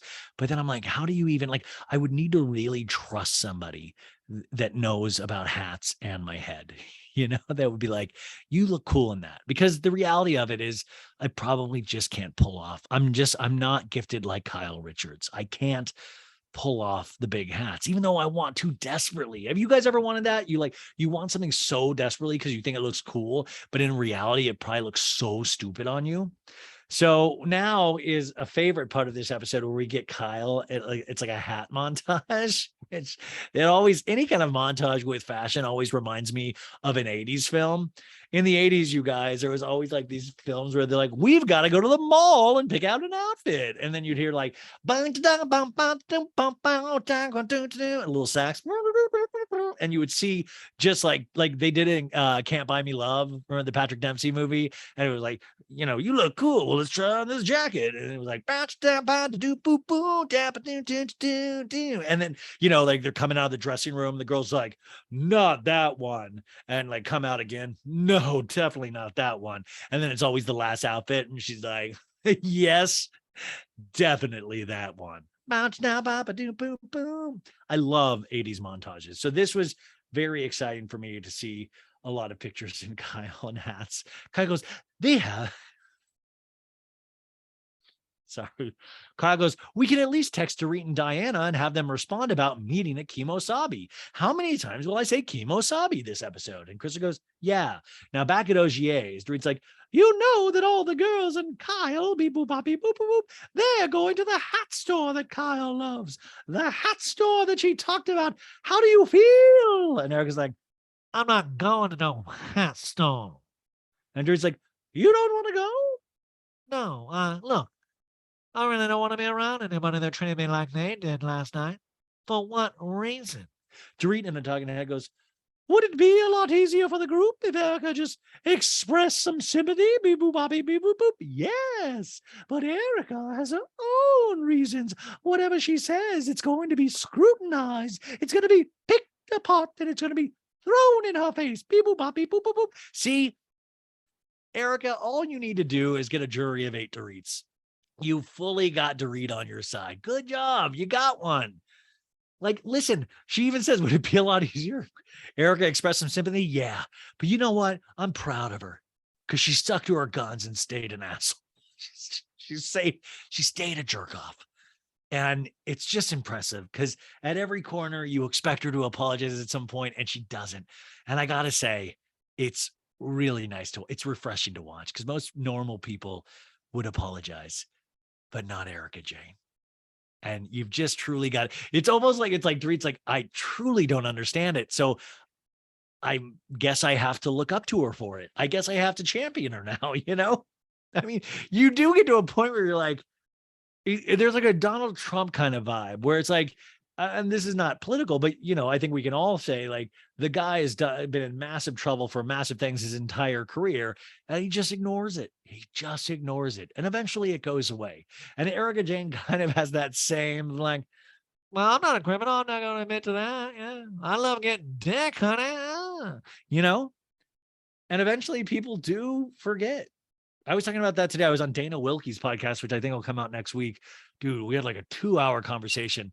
It was actually a fascinating conversation because we talked a lot about Armie Hammer, but then we went over to Beverly Hills, and I really enjoyed her thoughts about this, especially on Lisa Rinna not coming back. So that'll definitely be worth listening to.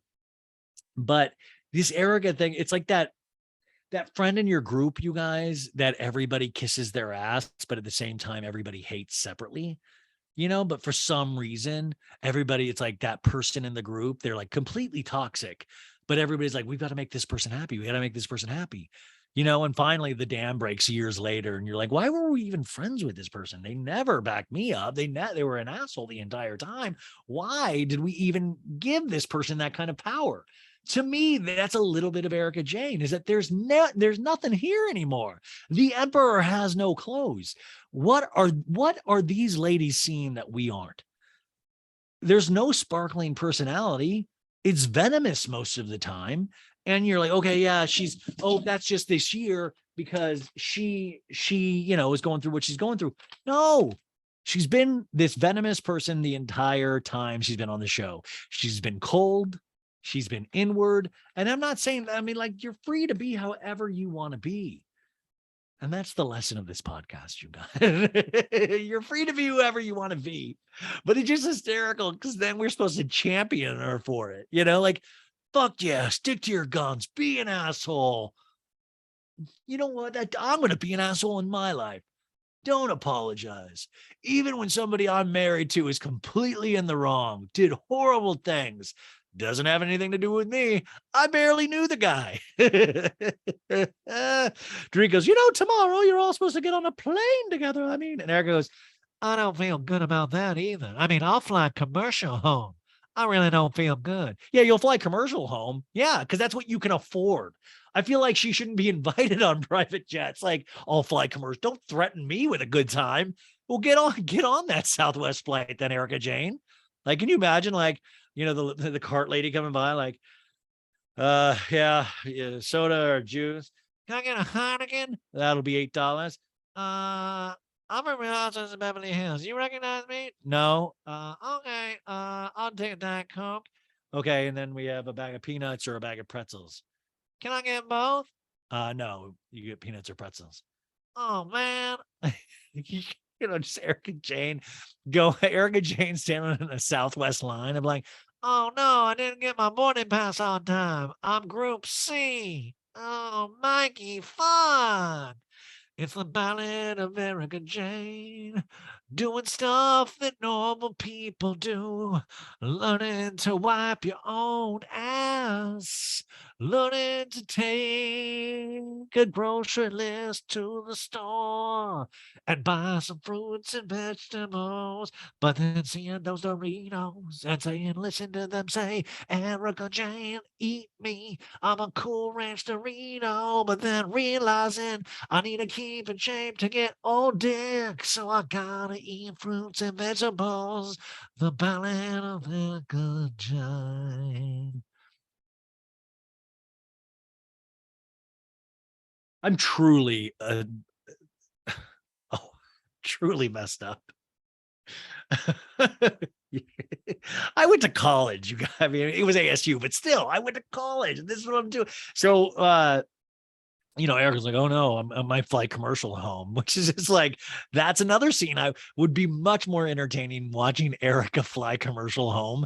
If I got that scene, like that's a dream scene for me. Erica and talking head goes, I don't care if this is Kyle's favorite store in the whole world. Fuck these people and fuck this place. and you're like, ooh, she used the F word twice. Oh my God. Is it, this is like a Venice Film Festival. There's a 14-minute standing ovation. Oh, way to stand up for yourself. And then once again, you realize that she's still a horrible person. So I don't feel anything about this.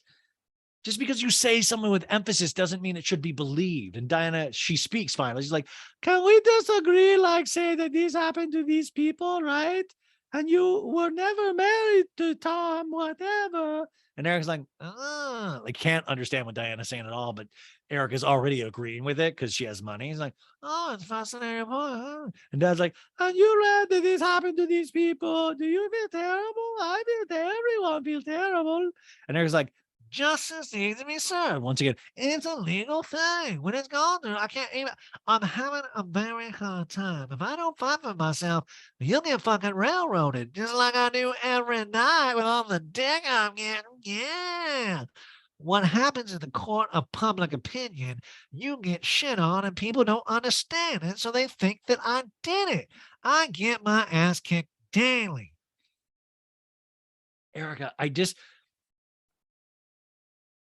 she's like a third right? Like, let's give her a third. She's a third right here. She gets her ass kicked daily. She doesn't do herself any favors. I've said this pretty much from the beginning. I think she knew certain things, but I don't think she was any kind of master of puppets at all. But I don't think you can argue that 20 million was funneled through EJ Global. And I don't think you can argue that she hasn't paid taxes. I mean, the State Board Franchise of California, what did a ruling today that Girardi and Erica owe them $5 million. That's just one bill.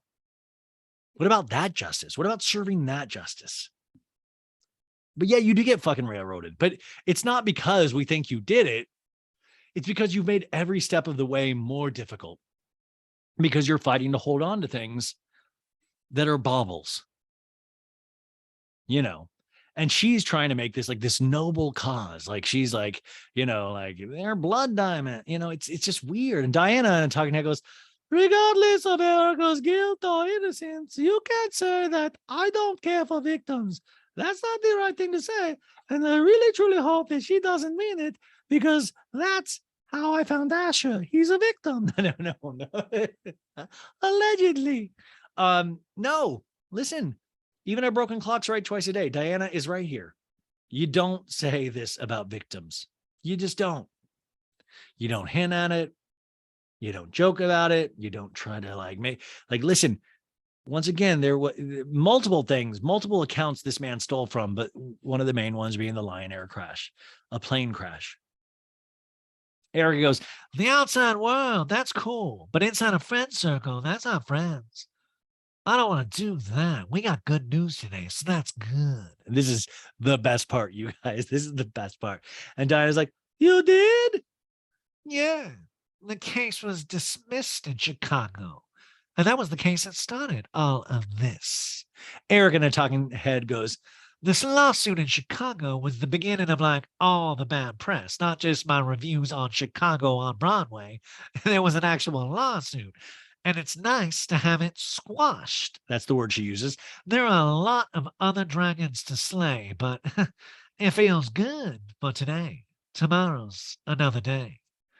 They show a headline from thedailymail.com. Erica Jane is dismissed from fraud and embezzlement court case against a strange husband, Tom Girardi. Erica goes, let's see if they congratulate me today. Oh, hi. After everything I said last night, was I not proven right today?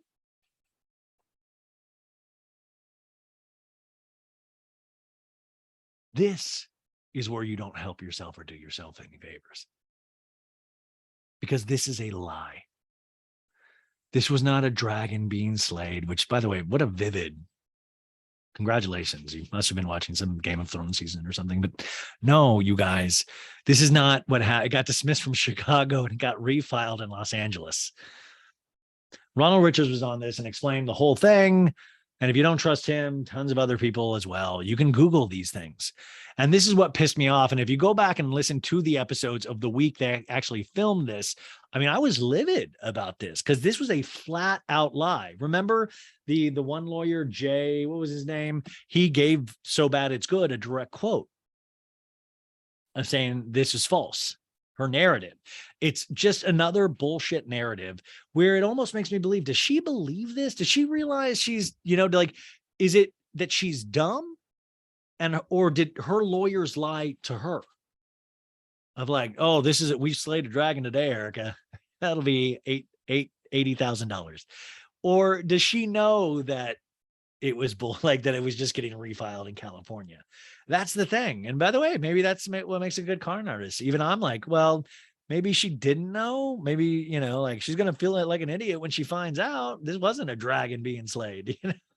So, but to use this as your narrative of like, oh, you think they're going to let's celebrate. Like, give me a fucking break. Also, there should be no celebrations for any of this thing, any of it. Right. Okay, so now we go back to Kemosabe, Kyle's favorite hat store in Aspen, a very special, lovely place where we all will be lucky to get our heads measured one day. And so Kyle goes, we're back at Felix's. We're not at the hat store yet. Kyle goes, did you guys see what came out today? And Son's like, no. And Rinna's like, oh, let me get my phone. And then we see Rinna's phone open and she's DMing Instagram accounts. Please be my friend. No, it says Erica's been dismissed in Tom Girardi's fraud and embezzlement lawsuit. And Son's like, well, now this is the one they wanted me to be a third party witness for. I say. And Rinna goes, ha! This is the one they called you about? 2 weeks earlier at Dorit's Black and Gold event, Sutton goes, I did get called by an attorney about Tom and Erica's, one of their lawsuits. And Rinna goes, so I would think this is a good thing. And Crystal goes, but they're refiling it in California. Crystal literally says this. And Kyle goes, no, potentially, right? And Rinna goes, oh, I didn't know that. I didn't know that. I believe anything that Erica tells me because I'm a Rinna robot. Crystal on the talking head goes, Erica's lawsuit is dismissed in Illinois. That doesn't mean the whole lawsuit is dismissed. It means that it's dismissed in that state. And now it's being moved to California and being refiled. So that lawsuit still exists and she's still in the hot seat. So boom. Crystal is not dumb. She isn't. Like I always say, she's not dumb. Doesn't potentially make a good housewife because she's actually smart. Seems like she has a good family. Part of the news articles are flashed. The plaintiff's attorney vows to refile in California. And Kyle goes, like I said, I always believed that she didn't know anything. Just literally like math, science, literature. No, I believe she didn't know anything. I didn't have any part of that, but it was that conversation about the victims that really, I couldn't just sit there. I want to find a time where I can have a conversation with Erica, maybe in a cute little hat that I get at Kemosabe and, one-on-one. And I sent a text saying, where are you guys? And she hasn't responded. And Chris goes, it's late. And Rinna goes, it's 3. It's my feeding hour. And Kathy goes, well, maybe she's at Wasabi's. That upset Kyle. It's Kemosabe, Kathy. Rinna goes, let's don't miss Kemosabe. And they all get up and leave. Now back at OGA's, Erica's like, I'll do whatever I have to do. I don't feel good about sitting on someone's plane. That was like screaming and yelling about me and things that were dropped today. And there they go. They just walked by. So let's make sure I'm looking the other way.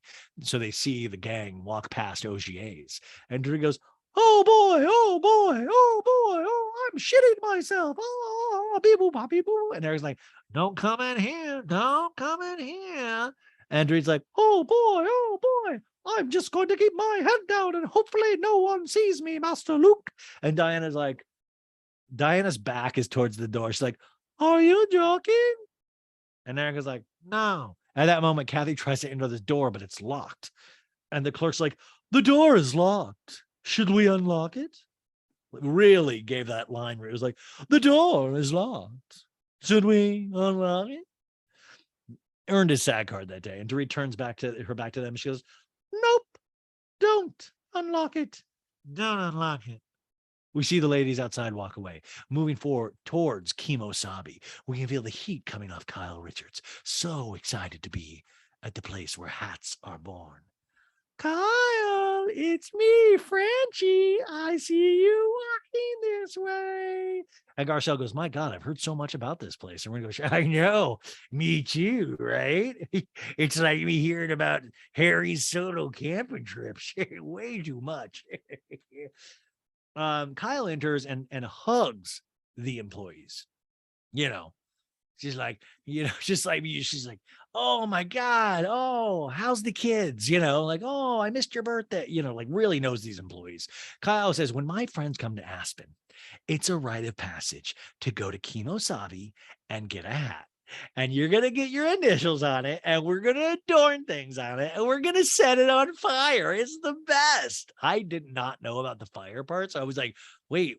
I was like, okay, initials, cool. Wait, set it on fire. What? Like, I was like, is this like Midsummer? Like, what the fuck is going on in Aspen? Rinna does her shield clap, like, oh, hat to try.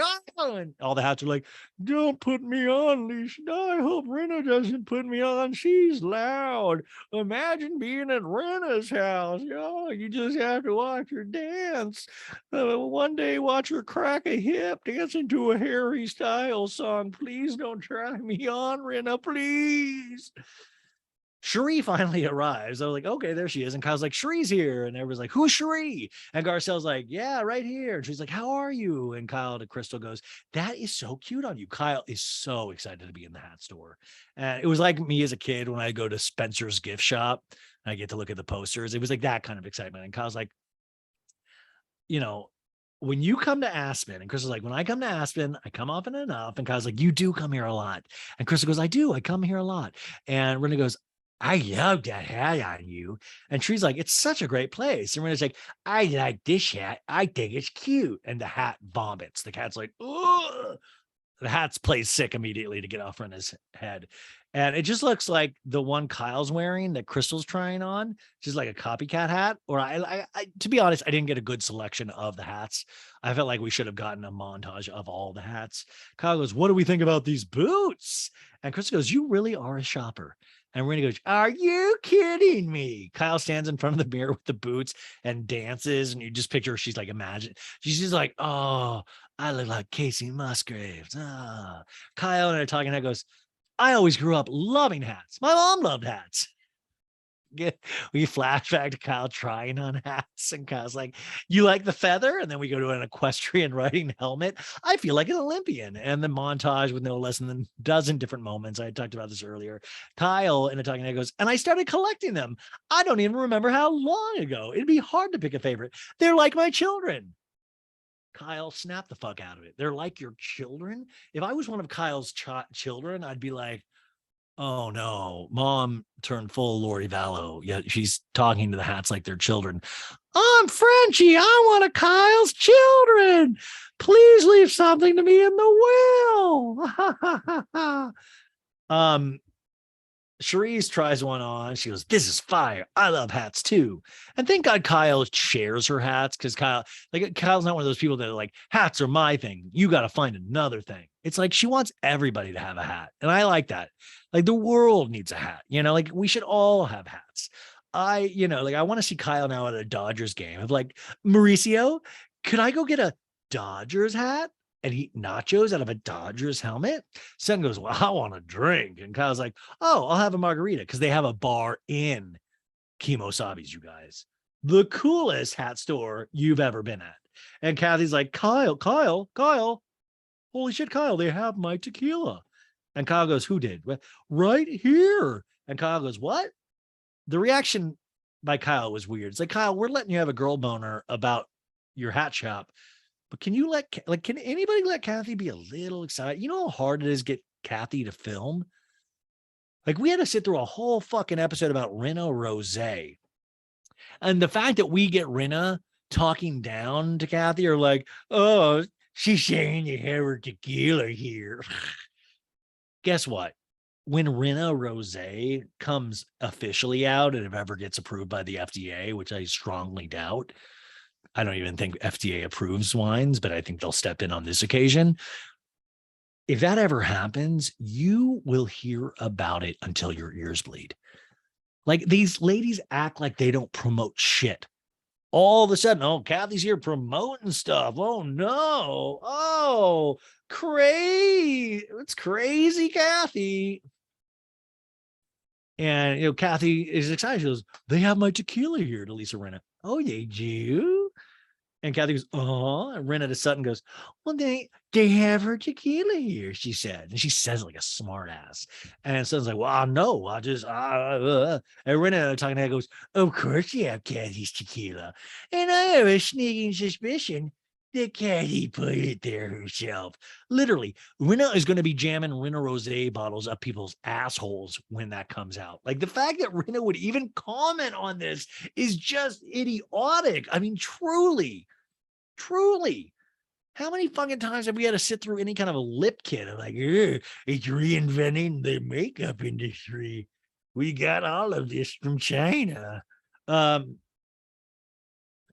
flashback to Dorit's Black and Gold event where Kathy goes, Happy New Year. Here's the tequila you like. And Dorit's like, thank you. And Rinna's like, somebody did send me some pink tequila. Kathy goes, maybe it's us. And then we get a flash to Diana's holiday party. Kathy goes, I want everybody to try this. It's really good, isn't it? And Rinna goes, I lost my taste and smell, which is probably because of COVID. I wish they had added another line of like, sometime in the early 80s. And then at the Aspen house, Kathy goes, attention, ladies. I thought we could do a little bottoms up.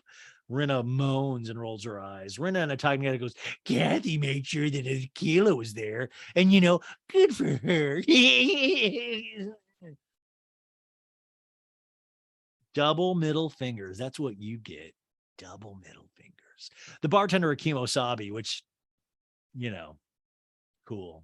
By the way, I would love if they had like a Coyote Ugly kind of thing at Kemosabe's where, it's like the girl moves from a small town to Aspen, Kemosabe to be the bartender. But every 15 minutes, she has to get up and do a sexy dance. So the bartender's like, okay, so there's a tequila hibiscus, pineapple, jalapeno drink. And goes, can I try a little shot of the 818 tequila to see what it tastes like? I want to see what that tastes like. Right after Kathy said she was excited. Right after the night before, Kathy goes, let's do a bottom ups, ladies. And nobody did it. Kathy to herself, looking on and observing Rinna, goes, God. And that's what you say when you realize you're dealing with the devil. And Kathy's like, I've seen some backhanded shit in my day. I'm a Hilton. But my God, I'm looking at pure evil right here. Damn. And Rinna's talking loudly and turning her head back so Kathy can hear. Like, truly, this is evil behavior. And she goes, I just want to try it because it's my friend Kendall Jenner's tequila. So I just haven't tried it. So I need to try it. Also, if this is true, and also if Kendall Jenner is your friend, Rinna, you are one of the worst fucking friends out there, which, by the way, Kendall Jenner will be joining as a friend of next season, I hear. But also, if Kendall Jenner truly was Rinna's friend, you would have seen Kendall Jenner thrown under the bus by now. Like, Rinna would be like, I heard she's gone down on all the female models in Victoria's Secret. Just a rumor. She's my friend. And I just think it's horrible. Like, also, if you're somebody's friend, wouldn't you try the 818 tequila before your trip to Aspen? Like, you're not her friend. Kathy to herself goes, come on. I cannot fucking believe what she just said. Rinna downs a shot of 818 and Rinna goes, it's sweet. It's sweet. And the bartender says, yeah, sweet. But also you can tell the bartender is still in awe of Lisa Rinna, going like, holy shit. Today, like, just went home and called her family and goes, hey, I've been sad lately. Guess who came into the store today? This very older lady. And she is friends with young Kendall Jenner. It must be one of her grandmother's friends or something, but it was so nice. And it just gave me hope. So I think I'm going to stick it out in Aspen a little bit longer. Rinna goes, it tastes like candy. And Garcelle goes, what do you have? And Rinna's holding the shot of 818. I'm trying the Kendall Jenner tequila because I'm curious. Dude, if you're curious, like, go learn about math or science. Like, I'm curious about how tequila tastes. Son goes, oh. And Rinna to Kathy, who was now standing next to her with her arms crossed. And Rinna goes, I'm just trying it because, I love yours. And Sutton's mouth is dropped, like, I'll say, I'll say. Garcelle has her arms crossed listening. Garcelle in a talking head goes, are we under contract to drink this tequila? I want to know because I didn't sign on the dotted line. Like, I love Garcelle's little ribbing. Like, it's funny. Kathy goes, I'm ready to just go home. And Kyle goes, I know your whole mood. You have to shake it. Rinna again, now very loud, goes, like, that's sweet to me, 818. I love sweet. And the bartender goes, me too. And Kyle to Kathy goes, don't let this ruin your whole mood now. We're at my favorite hat store. And Kathy goes, what? Garcelle, how would you? Oh, Kyle. Oh, no, I'm leaving. And Kyle goes, don't let that ruin your mood. And Kathy goes, and don't say anything, because if she brings that up, that's too fucking disgusting. Oh, Rinna and talking head goes, I now have 3 friends that aren't really friends who have tequilas. And I just wanted to taste the one I haven't tasted yet. It was just that simple. I'm a nice person. I love to taste my friends' tequilas when I'm on camera. After Kathy Hilton says, can you have some of my tequila? I'm a good friend. Kendall. Kathy to the bartender goes, this is my tequila, so I would really appreciate if you would like pour it here so people can see.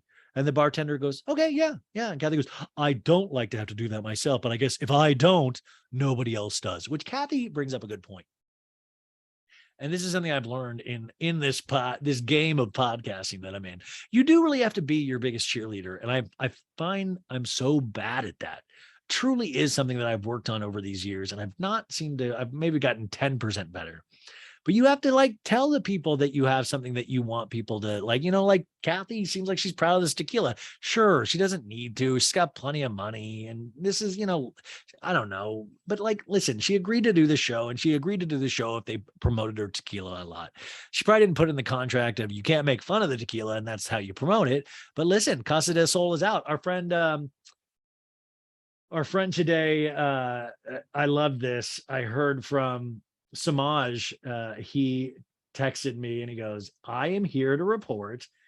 I had Casa del Sol. He's in New York City right now and he said he tried all 3 varietals of 818 and it's trash. But he said that the Hilton one is genuinely good, delicious tequilas. And he got the 2 guys next to him to try it and buy everyone a round of Casa del Sol. So Samaj Blutzen from the Me I Am podcast, good man there. Good man. Listen, I don't like underdogs. And there's never a time in my life where I would think I would ever call Kathy Hilton an underdog. But when you're dealing with an evil little giant like Lisa Rinna, you gotta make the right decision there. Poor Kendall Jenner. Kathy to Sutton and Garcelle on the down list, like, don't say anything. And she goes, don't say anything because I don't want to make an issue or anything, Oh, I want to try Kendall Jenner 818 in front of me here right now. And Kyle didn't do a fucking thing. Kyle ignoring Kathy, enjoying her large, majorly expensive turquoise squash necklace. Where's my margarita? I'm at my favorite hat store. Thank you. Oh my God, look at this one. Hey, Kyle, it's me, Frenchie. Have you seen me yet? I'd look good on your hat. You could then do a nude scene with Mauricio and cover up your privates with me and then go, Mauricio, guess what I have under this hat named Frenchie? My lady parts are for you. I want to talk to that goes, once Kathy's mad, it's hard to turn that around. Once you pissed her off, Kathy, listen, this is a tale of 2 cities here. You got Kathy who loves her tequila and you got Kyle who loves her hats. And we're just button heads. Kathy again to Sutton and Garcelle goes, come on. She doesn't say anything. I'm pissed off. And Renee goes, I have a black cowboy hat. It matches my heart and soul. So any other color would be good for me. But it's like the sorting hat in Harry Potter. It's like, I'm telling you, no hat wanted to go on Lisa Rinna. And Kathy goes, I'm just going to go. And Garcelle's like, are you? And Kathy goes, yeah. Where are you going to go? I don't know. I'm going to look around. Kathy takes a last swig of her tequila. And they do this like kind of shot where they don't, they're trying to catch her getting up. And she's like a woman with purpose. She reminded me of my mom. And this is like, I'm going to go. This is bullshit. Kathy's on her way out of the door. She goes, I'm fucking pissed. Imagine walking in Aspen at that moment with an angry Kathy Hilton. Like, goddamn Kyle, fucking Lisa Rinna. Like I would have died. I would have just said, Kathy? Hey, it's me, Ryan from So Bad It's Good. What are you upset about? Well, they won't drink my tequila. Kathy, look at me. Let's go drink your tequila. And then I would drink the whole bottle I would drink it in just one. I would down it in one sitting. And I'm like, there's that pretty Kathy Hilton smile that I love. She's like, Ryan, you always make me laugh. I'm going to give you 5 stars on Apple Podcasts. and I would calm things down, and then I would really make fun of Lisa Rinna, and I'd get her laughing and be like, oh, what about the husband? Talk about the husband. And Kyle to Garcelle goes, you want them to fit. Do you see what size you are with a hat? They measure your head. And Garcelle's like, I tried one on. It was really pretty. Some people don't like cowboy hats, and that's okay. Kathy, I'm fucking pissed off. I would be pissed off too. It's just the whole condescension of it. The bartender goes, is she okay? Bartender's like, is she gonna kill me? And Kyle is wearing her silver multi-medallion mega expensive belt, and she's like, I don't think so. She left. Apparently she couldn't shake it. I said, Kathy, these things happen. I love hats. And bartender's like, but we kept serving her tequila. And Kyle goes, she was really excited. And then Rinna goes, oh, they have 818. Kyle and I talking. I goes, listen, Kathy can be so much fun and funny, and she can also be very difficult. An employee plops Kyle's hat on her head, and Kyle's like, oh, I've got a warm hat on my head. Thank you, Kate. That makes me feel better. Any silver or gold or any turquoise for me? Kyle tears up. Kyle and I talking. I goes, the part that bothers me so much is how much I let it affect me. That's where it's different with friends versus sisters. Now, Mauricio moseys into Kemosabe wearing his black cowboy hat. Kyle's like, oh, a handsome devil in a hat. No, but you're just like, oh, okay. Mo is out there. He must have been working all day. And she's like, hi, honey. And Garcelle's like, where have you been? And he goes, hi, I just got off the mountain. What's wrong? This dude does not, I don't even know if the agency actually exists. Like, maybe it's just going to be a TV show on Netflix, and it just this whole time I just fake signs. Maybe they pay like $20 to put them up in people's yards. Maybe the agency isn't a real thing, because this guy, the head of the agency, like if I was an investor in the agency, I'd be like, this Mauricio, it seems like he's having quite a good life. He's always getting new dogs and skiing every possible moment of his life. And he's also getting stoned quite a bit. He seems like a cool hang, but do I want to invest millions? Also, did you notice how Mauricio was very stuffed up in the cold weather? I'm not saying anything about that. It's cold. You get stuffed up. And Mauricio's like, hi, I just got off the mountain. What's wrong? And Kyle shakes the question away with her giant turquoise bangle bracelet on her arm. It's like, it's stupid. And Mauricio's like, hi, girls. Looks like I walked at the right time. And Kyle goes, Mo needs a margarita.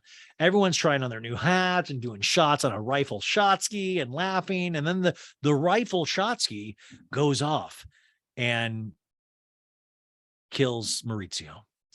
No. She goes, and now Kyle is wearing a new forest green hat, and Mauricio gets group pictures of them. Like, I wonder, like, Mauricio, is he like kind of like, oh man, like another hat? Like we're running out of room. The Aspen house is only so big. It drops a selfie or two on Sutton's phone. Everybody laughs. Rinna, stepping up for her shot on the shot ski rifle, says, and this is with Kathy's tequila. She's like, I'm not responsible for anything that happens tonight, just like my whole life. I just said it outright. Nothing's my fault ever. So Kyle and Rinna go 1, 2, 3, and they do the shot ski all at once. And Kyle's like, fresh as a daisy. And, this is it's like a Make-A-Wish Foundation for Kyle. Like, just obviously she loves hats. Rinna goes, she draws her gun and she's like, boom, boom, boom, boom, boom. They're all having fun. Back to the other ladies, the miserable ones. They're walking around town, and Diana goes, Von Cleef. And Erica's like, I was like, hey, Diana, go buy some jewelry and make me happy for yourself so I can just enjoy you. Erica, at this, just ask her for her wallet. Just say like, Erica, I've been dancing around it. Can I have your wallet? Dorit goes, oh my God, so we can live vicariously. And Erica's like, yeah, I want to live vicariously through Diana right now. I also want her to just flat out give me things. And Diana's like, I usually look for like the collector's things. Me too, Diana. I one time found a Batman issue 134, and it was like the introduction of the red hood. And I was, so we're both collectors, and it's cool. That's something we can common ground. And Eric's like, Yeah, I like vintage goods too. One time I married an old man that stole from everybody.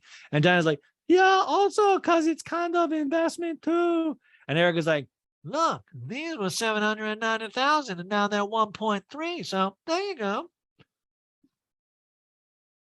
this is the kind of asshole we're dealing with. Fights about the diamond earrings, the victims. She has them on the next day. It would be karmically funny if in this scene, they're always stealing jewelry. Like there was a death of a Philadelphia rapper at Roscoe's Chicken and Waffles in Los Angeles the other day because his girlfriend supposedly posted their location. I don't know, but he was wearing all this jewelry and a guy came into the restaurant, shot him and grabbed his jewelry. I don't think Erica Jane should ever be shot, but like, why does that happen to that? Like, I mean, like, I feel like somebody can actually just go up and rob her, like 1.3 gone. Dorit in the talking head goes, does it take a certain kind of person to put on the earrings that are the subject of such a controversial conversation? Beep boop bop beep boop. Yes. Eric in the talking head goes, Why wouldn't I wear my earrings? They've been my earrings for 15 years. I sucked an old man's dick for these earrings, and until the day that they're not my earrings, I will wear them. I did anal for these earrings. so sorry. Erica goes, Oh, Aspen pie. and I thought she was talking about her private parts, but it was actually a pizza place. And Dorit goes, should we stop here? And Dinah goes, yeah. And they get themselves seated at a table. Dorit excuses herself. She's like, I've got to go take a shit. And the server brings menus, and Erica asks, dude, the hot toddy finally. The hot toddy. Like, remember when she was ordering hot toddies all last season? And I was like, when you can really tell she was married to an old man. She's like, Do you have a hot, do you have Kendall Jenner's hot toddy, 818 hot toddy? She's one of my friends. Erica, for Dorit, being a good friend, orders a goose, soda, and 3 lemons for Dorit. And I even knew, I was like, you forgot to have them take out the carcasses. And Erica's like, to Diana, Erica's like, how are things at home? I'm going to pretend to ask you questions about personal things, so eventually you'll let me stay at your Hawaii house. and Diana's like, I can't FaceTime my baby because my baby doesn't have working hands yet and doesn't know how to work phone. And Erica's like, why? What's wrong? because she gets so upset. And she's so little. Yeah, you can't explain why is mommy there but not here. I mean, you literally can't explain. I mean, like, the server brings the drinks and Dorit returns. And Dorit's like, what did you get me? And Eric's like, goose, soda, 3 lemons. Erica, you forgot one thing you missed. And Erica's like, what? Oh, carcass out? I can live with that because a lot of people don't like to say the word. It's like, she goes, a lot of people don't like to say the fucking word carcass when they drink an alcoholic drink. Put the dead body outside of the...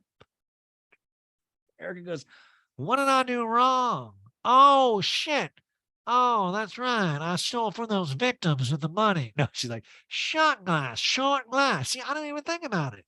Her drink comes in a tall glass. And Dorit's like, well, there you go. You knew it for next time. And Erica's like, it should have been short. And Dorit goes, I didn't even have to tell you. And Erica's like, shit. Dorit in the talking head goes, there are like, why am I plugging my nose now for Dorit's voice? I'm losing it. There are like 4 things to remember. Flash to 4 weeks earlier with the server taking her lengthy order. Belvedere with club soda, short glass, 3 lemons, please. And you can put the carcass out. Don't you want like Dorit to be in like a movie about a serial killer and just have have her tagline be carcass out? And then she stabs him. Dorit in the talking head goes, I can't give Erica a hard time because she's a pussy. No, because I've known PK for 11 years and he struggles to get all my drink order right. I don't even struggle. What? Oh, I'm too busy working on my new teeth. It's hard to remember Boy George's limited schedule and Dorit's complicated drink order. Erica goes, Diana, thanks for taking us in. and Dorit goes, I know, we're refugees. And Erica's like, Refugees, Aspen refugees. What a place. and Dorit goes, I know, Diana and her band of refugees. I'm going to let this slide, but this is kind of a disgusting comment. Like, it's like, oh man, in this day and age, like, let's not talk about refugees. Like, you're not refugees. You truly aren't. You could have stayed in a mansion. Nobody's kicked you out of any place. Nobody, like, you chose to leave. Diana in a talking goes, I try to help people in distress, so I invited them to stay with me because Dorit and Erica needed a safe house. And Erica's like, Thanks for taking me in. I really appreciate it. Thank you. we're back at the hat store. And Rinna goes, I love this hat. I'm going to get this hat. Kyle to Sutton's like, let's put some mist on it. And we're going to put your name on it. And I'm like, oh, are we going to put devil on it for Rinna? And Sutton's like, well, yeah. Like, we didn't get a lot of Sutton. We see them spraying Sutton's charcoal gray hat with some mist. And suddenly the employee takes a lighter and sets it aflame. And I was like, wait, what are they doing? And Kyle is recording the show. She's like, oh my God, I love hats. We're lighting hats on fire. We're burning some Benjis. We're rich. And Rinna screeches, what's happening here? What? Because Rinna's afraid because she's a witch that, she's automatically going to catch on fire as well. Sutton and I talking, and goes, I've never set $500 on fire. Oh, it's a bit scary to see my hat catch on fire. I say. And she's like, it adds a different color and, texture. And I'm like, who are you? And Kyle's like, yeah, we're distressing it. Now spit on it. Just kidding. And Frenchie, the purple hat, goes, spit on me, Kyle. It's okay. Sutton in a tight head goes, I mean, I did almost burn Kyle's house down with a chimney, and that was a lot more than $500, but I think they know what they're doing at Kemosabe, so we're just trying to distress the hat, not the house. And they show the fireplace torch where Sutton rented Kyle's old house 6 months earlier. Dorit's at the pie shop. She's like, I'm going to FaceTime Kyle because I was supposed to go to Kemosabe shop, so I'm just going to let her know I'm here, and I'll be right back. Beep, boop, bobby, boop, boop, boop. Kyle's wearing her new boots at Kemosabe. Dorit's calling. Garcia goes, oh, Dorit. And Kyle's like, FaceTime. And Garcia goes, oh. And Kyle answers, hi, honey, where are you? And Dorit goes, I'm in a cafe. And Kyle's holding the phone up nice and high for like the no double chin effect. And she's like, you're supposed to be at Kemosabe. I love hats, Dorit. And Dorit's like, I know. I'm with Erica and with Diana, and Erica doesn't want to go. And I feel too bad leaving her because she's really playing a victim this week. And Kyle goes, I'm going to be really hurt if you don't come. These hats saved my life. And I'm going to tell you that right now. And Dorit goes, honey, no, really, please don't put me in that position. And Kyle's like, no, don't put me in that position. And Dorit's like, what am I supposed to do, baby? And Kyle's like, I took over this whole space. I took over a whole hat store. Do you know how hard that is? A whole hat store? We're all having drinks. They had Kathy's tequila, and that's not okay. It's not fair. And he goes, I know, people. I get it. Honey, you're with 5 girls. She's here with 2. Can you do the math? There's more girls there. There's only 2 here. 1, 2, but there, 5. Girl, 5 vaginas.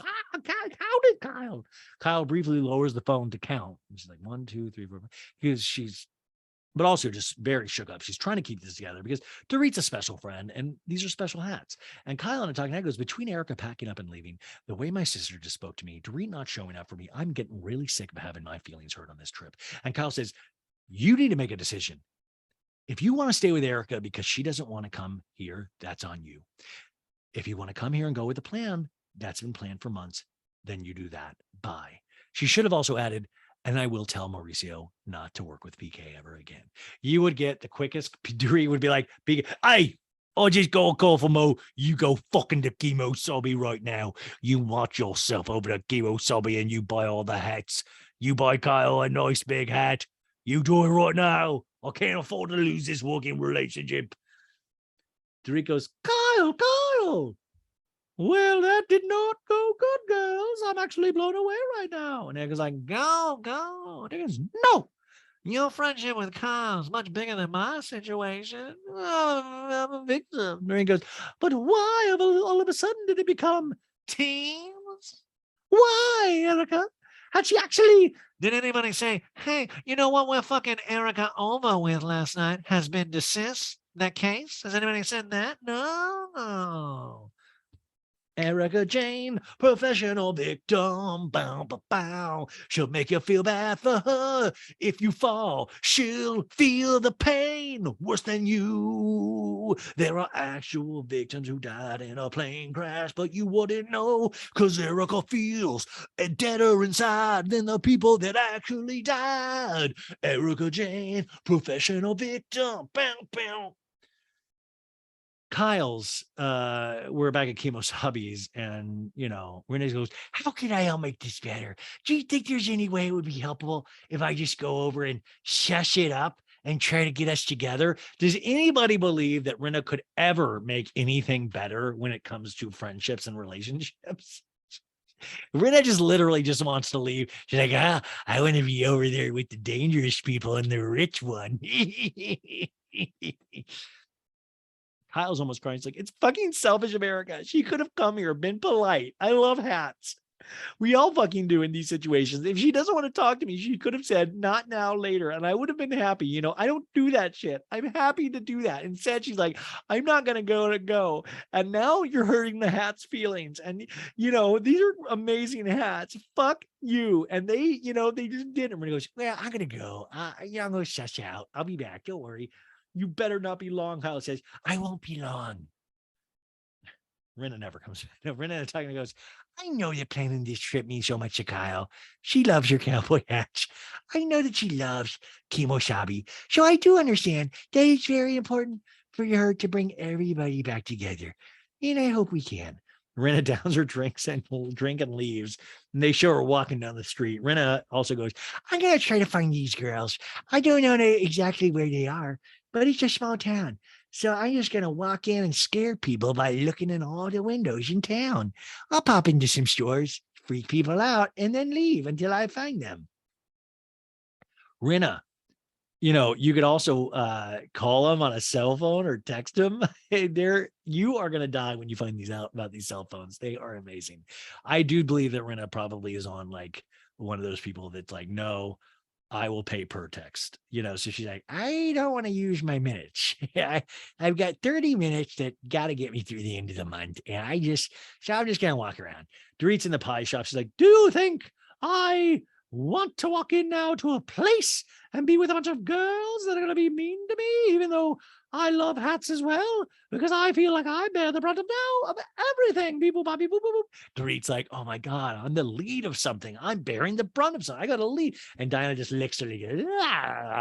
Rinna's walking, and there goes, wait, Lisa Rinna, I feel dark energy. Go get her.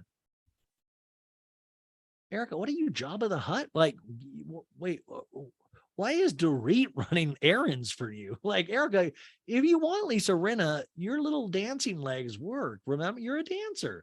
Dorit runs out, Rinna! And Dorit and Rinna embrace. And Rinna says, I'm coming to see. And Dorit goes, fucking Lisa. And Rinna goes, I'm coming. Lisa, what the fuck? I'm coming. You know what? You want me to come? Here I am. No, here I am. Oh my God, that whole thing. Rinna grabs Erica and hugs her tight. And Erica says in Rinna's ears, oh, dismissed without prejudice. And Rinna goes, I love you. And Erica goes, I love you. It's going to be okay. Okay? Thank you for sticking with me. I love you. I always will. I know. There's a place for us somewhere, a place for us, not at Kemosabe's. It's at this pizza place, whisper in my ear, dismissed without prejudice. I love you. And it's always cool when two evil, soulless people find each other. It's a romance for the ages. And Rinna goes, I'm here to chat. I'm not here to beat pizza. I'll tell you that much. Dorit goes, I called Kyle because I feel bad. Only a little bit. But I'm fucking here to support my friend. Do you understand? You could have supported your friend and her relationship with hats to read. And Rinna goes, I know that. Well, here's what I want to propose. And I think this is what we need to tonight. We all go sit together. And Dorit goes, yep. And Rinna goes, and we talk calmly about How great my day was? whatever you need to say, you say it, girl. Thank you. Like Erica's real. I mean, what a way! Like, I'm celebrating a win. Like, yeah. Renee's like, no, Dorit's like, sorry. Renee's like, Kyle's very upset. She's hurt. And Dorit goes, at me? And Renee goes, no, at the whole situation. She loves hats. She goes, when you want to show people your very, very happy place. Like, I love that it is funny how it's just like, that Kyle's happy place is this hat store. It's like, go to your happy place, Kyle. Like, whenever Kathy freaks out, Mauricio's like, go in your head to Kemosabe's. Okay, go there. You're opening the door and you smell all those hats and you see a hat on fire and you see your friend Bonnie who works at the cash register. Oh, Bonnie. Oh, and Dorit goes, I don't understand. Wait a minute. Erica, very indignant. That's great. I want to show something that happened to me today. You know what? And it's actually bigger than this shit. Bigger than this shit? Bigger than the hat store? Nothing's bigger than the hat store. Victim. It's evening now. We're at Kyle's house, elevation 7,908 feet.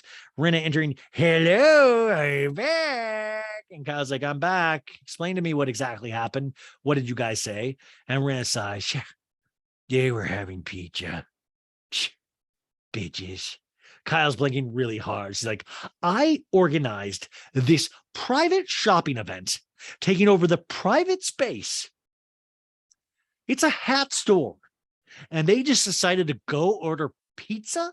Kyle in a talking head goes, I show up for these ladies for everything, and you can't show up to my thing that I planned for months in advance. Kyle's crying. He's like, I don't like having a bad feeling with anybody I care about. And goes, I know. And then to have Dorit on top of it, not show up tonight because she's like, I got to stick with Erica. I think Erica was a fucking asshole last night. Rinna, come on. And Rinna's like, then you had to say that to her. No, Rinna, she doesn't. Erica knows she's an asshole. She's got you guys fooled. I feel like this might be the plot of that Don't Worry, Darling movie, like where, Kyle's like, where am I? I'm finally waking up. Oh my God, what the fuck is going on? I mean, we play, like, come on, enough already, Kyle and a talking head goes, it's unbelievably selfish on all of their parts.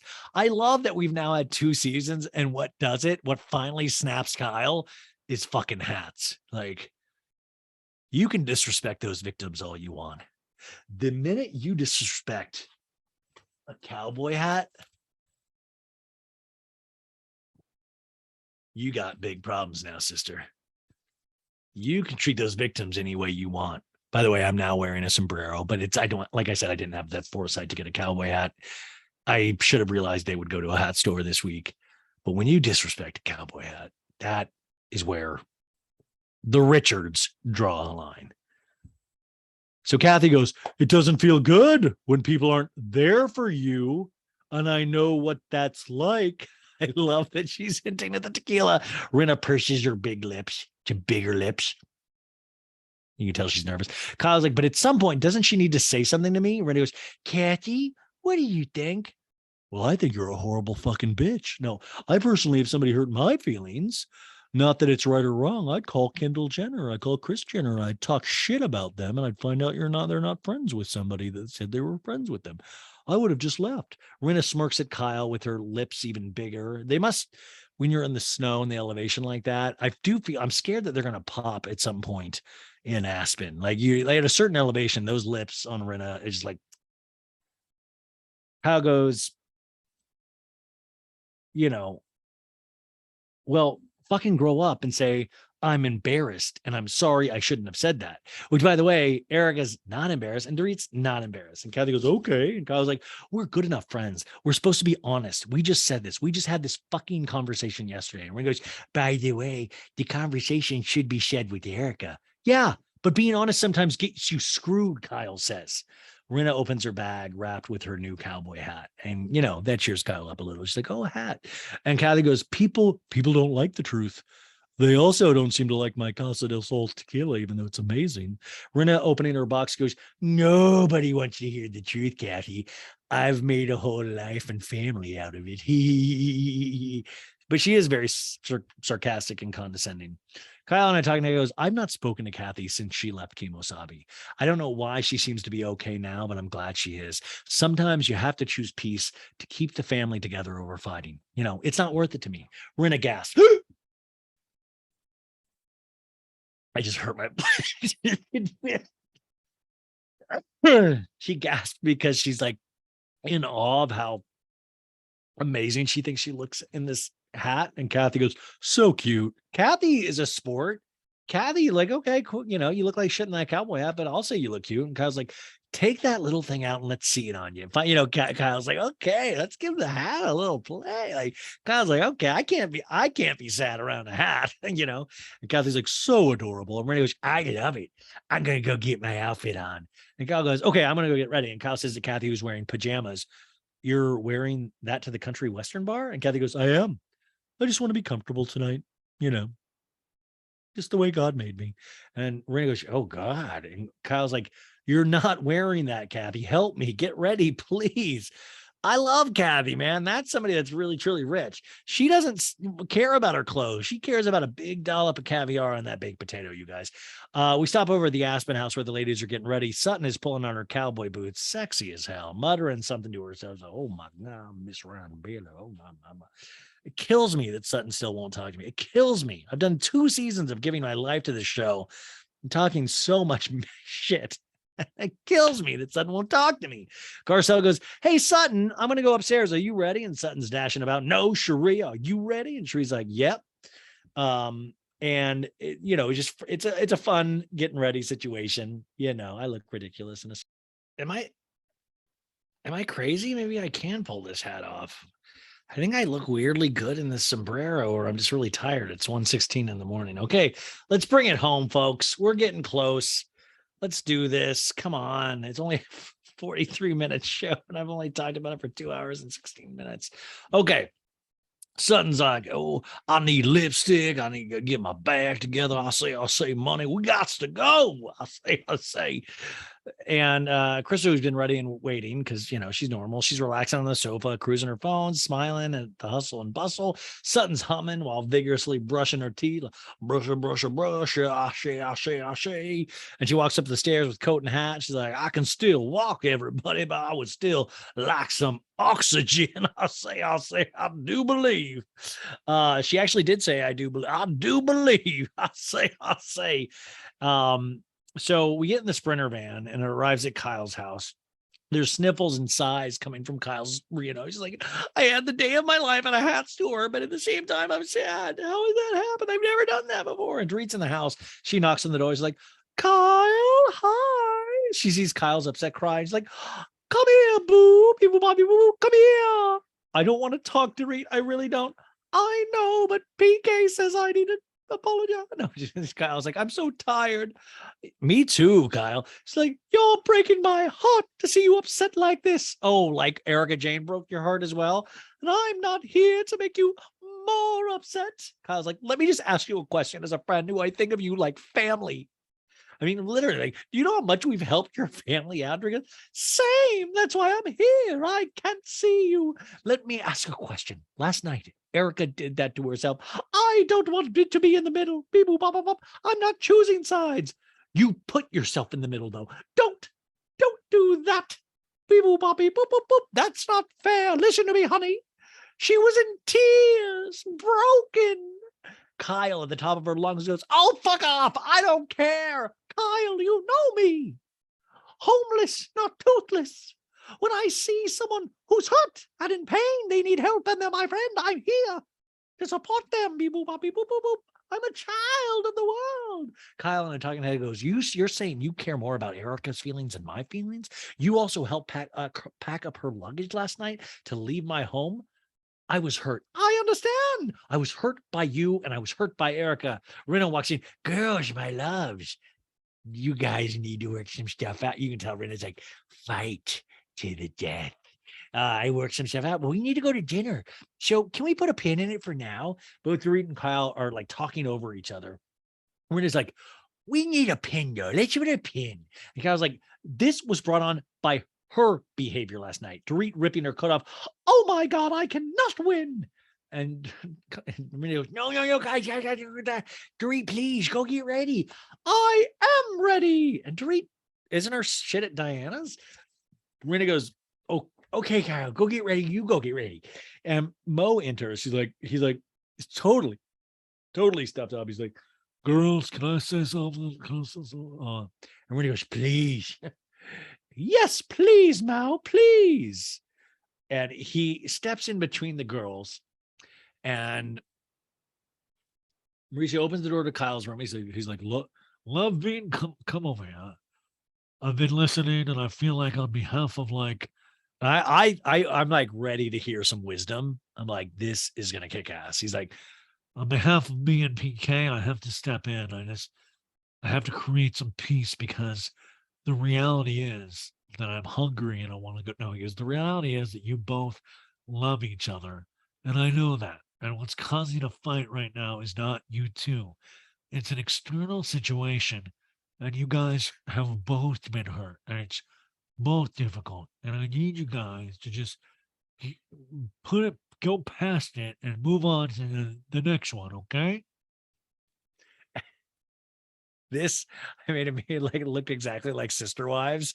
It was like Cody, and his favorite's Robin, that wife Robin, and Janelle and the others are pieces of shit, poor Christine over here. That's Dorit. And Dorit immediately, like is inspired by the way, what Mo said doesn't, it's like, okay, man, I hope you enjoyed listening to yourself talk.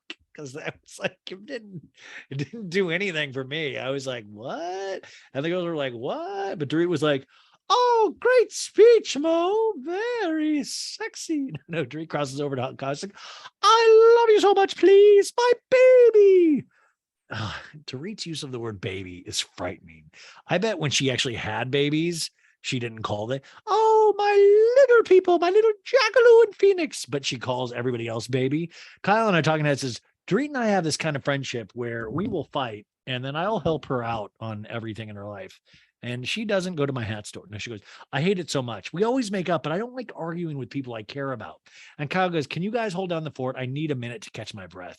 And that just means she has to poop. And Rinna goes, yes. Oh, down your fort. Okay. It's everything Rinna says is weirdly ominous. And Mo goes, she just needs 10 minutes. And Rinna goes, she needs maybe 20. Now we're in the Sprinter van on the way to dinner. Garcelle's yawning. Crystal goes, how are you guys all feeling? And Cherie goes, extremely constipated. And everybody's like, who are you? What? Oh, Cherie? Okay. And Garcelle goes, who's constipated? And Cherie goes, I've not gone to the bathroom since I've been here. And Garcelle's like, oh, damn. But I am weirdly fascinated with that storyline. Kathy, Rinna, and Dorit arrive at Silver City Mountain Saloon, and Rinna goes, ladies, down the stairs, guys, down. Oh, this is nice. Those were 5 animals in there. They enter what looks like a private room set up with a bar. So you got a private hat room, and now you have a private bar room. There's like charcuterie boards waiting, and Dorit's noshing like, we're doing bits. Are we doing bits? Well, I love my bits with the carcass out. And Rinna goes, we're getting pizza. We ordered pizza too. I had pizza for lunch though. And Rinna's stuffing her mouth with bits. She goes, but this is not enough. I might have to eat souls tonight. And Dorit in her talking head goes, I don't like what happened with Kyle and I. And PK depends on us for them for an income. And I'm not feeling good coming in, but it's our last night at Aspen. My hopes are still high that we're all gonna have fun. And it's really sweet that my hopes are not high at all. The other man arrives. Cherie's like, I've got a shit. Cherie goes, this is not LA. We don't go down.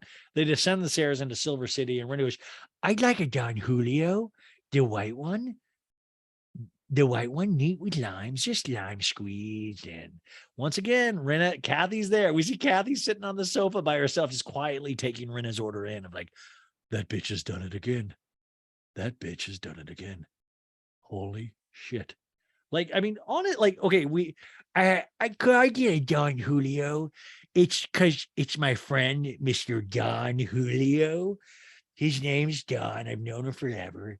John Julio. He's a friend. I have 4 friends that have tequilas, and I've just never tried Don Julio. I want to try it. Grinna's greeting the ladies, like, Welcome to the Cowboy Bar. I'm pissing off Kathy again. I'm Kyle tonight because we kind of needed a moment. So I'm the hostess. I'm filling in, and I don't have to pay the bill. So I'm going to act like I'm a hostess. and she hugs people like she's the queen of Aspen in her full-length stupid fur coat. Kyle in a talking head goes, that argument I had with Dorit, it really took a lot out of me, and I didn't even want to show up. But right now, I'm just trying to keep it together with a plan to move forward. We see Kyle walking across the street into this place, and Garcelle goes, the pizza's the best. These ladies love a good slice. Kyle arrives, Garcelle waves at her, and Kyle's like, so sorry, ladies. Is it just you guys? And she's like, yeah. And Kyle's like, who are you? No. Krista goes, no, Dorit and Rinna, they just went out. And Kyle goes, hi, girls. And Krista goes, hi, honey, are you okay? Kyle's like, I'm better now. And Kyle orders a margarita on the rocks, no salt, of course. By the way, everybody in Aspen, instead of wearing COVID masks, they wear scarves around their faces like bandits. I think personally it's an exciting look. Kyle says, so Dorit came over and basically I told her, I'm not angry, but I was hurt. I was hurt by last night. I was hurt by her choosing to like say, I'm going to stay with Erica and Dorit. And she was really upset. Dorit said she was really upset. She was a broken woman today. And Garcelle goes, what?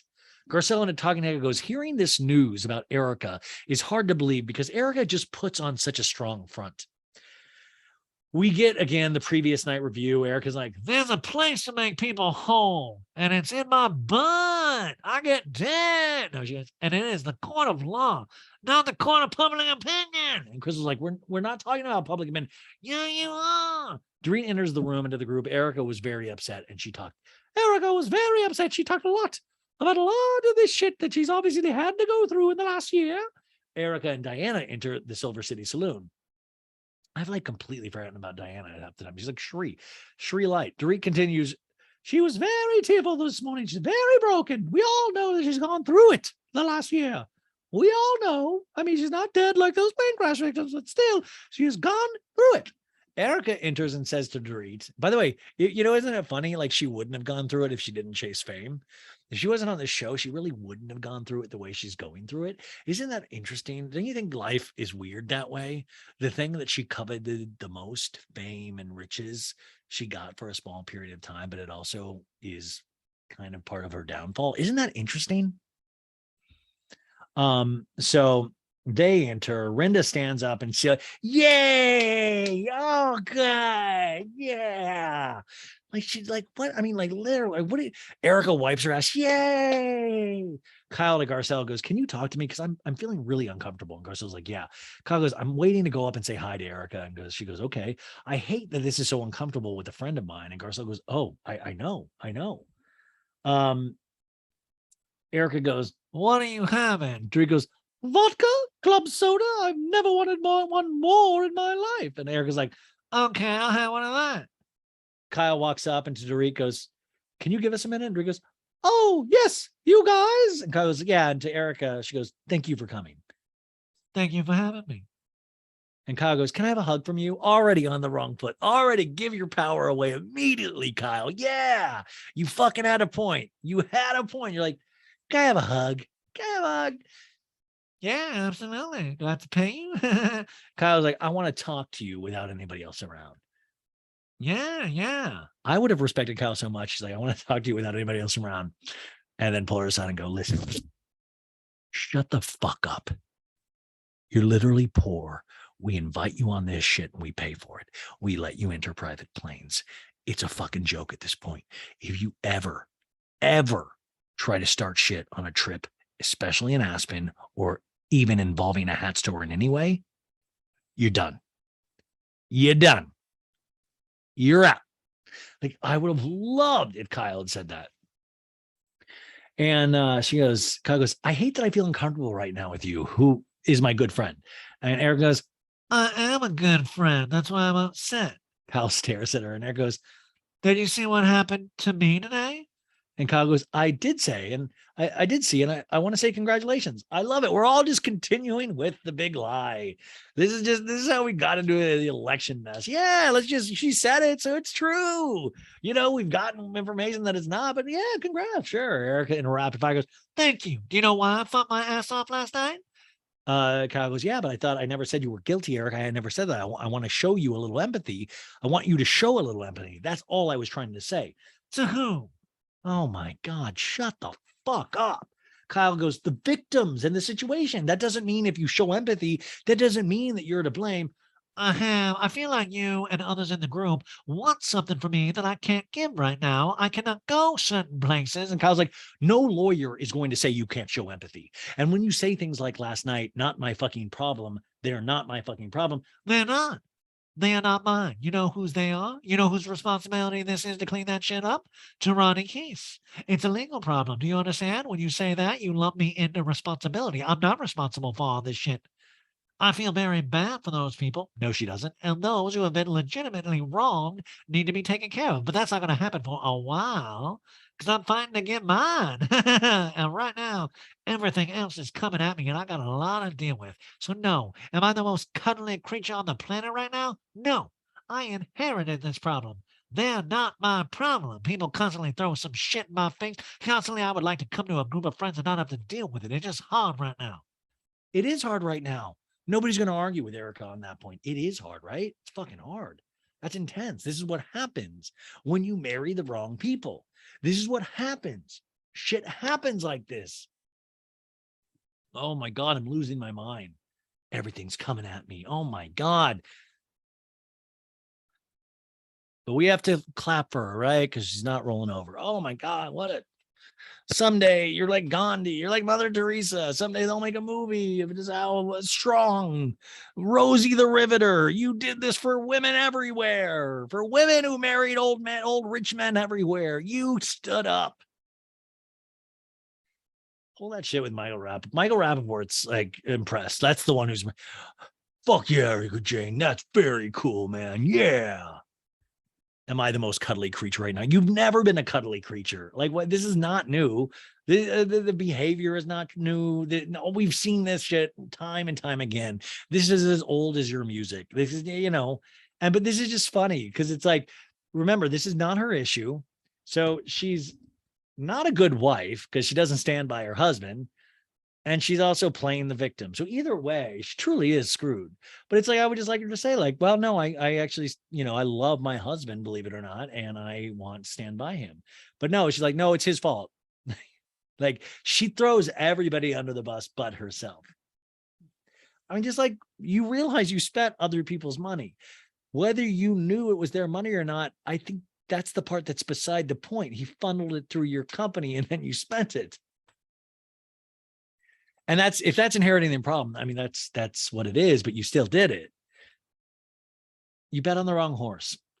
Eric goes, it's just very hard. I don't want to fight with you. And by the way, this is our first blowout in 7 years. And Kyle goes, I have never cried so much. Did you hear about the hat story? You have no idea. Literally, my eyes are swollen shut. I couldn't see the hats. And Crystal Dorit at the pool table goes, obviously, they're having a very heated conversation over there. Erica goes, I'm just trying to get through it, honey. And Kyle goes, I know. Can I have a hug? No, we need a second hug. Erica's like, yeah.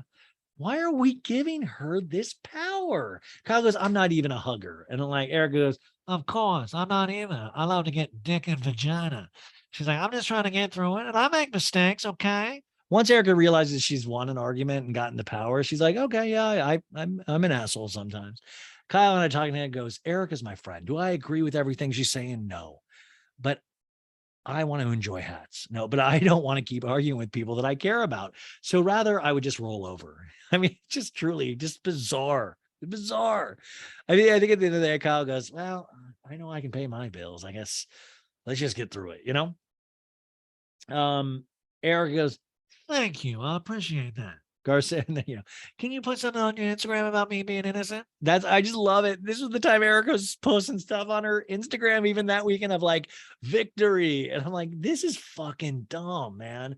Garcelle on a talking head goes, remember, you guys listening, remember, lie about everything. That's the big lesson of these last couple of years. Lie, lie, lie. You never have to tell the truth. All you have to do is never give up that lie. Don't do it, but you can get through it. Just keep lying. Garcelle on a talking head goes, there are different rules for certain people in this group. Erica and Kyle talk for like 2 minutes and they're good.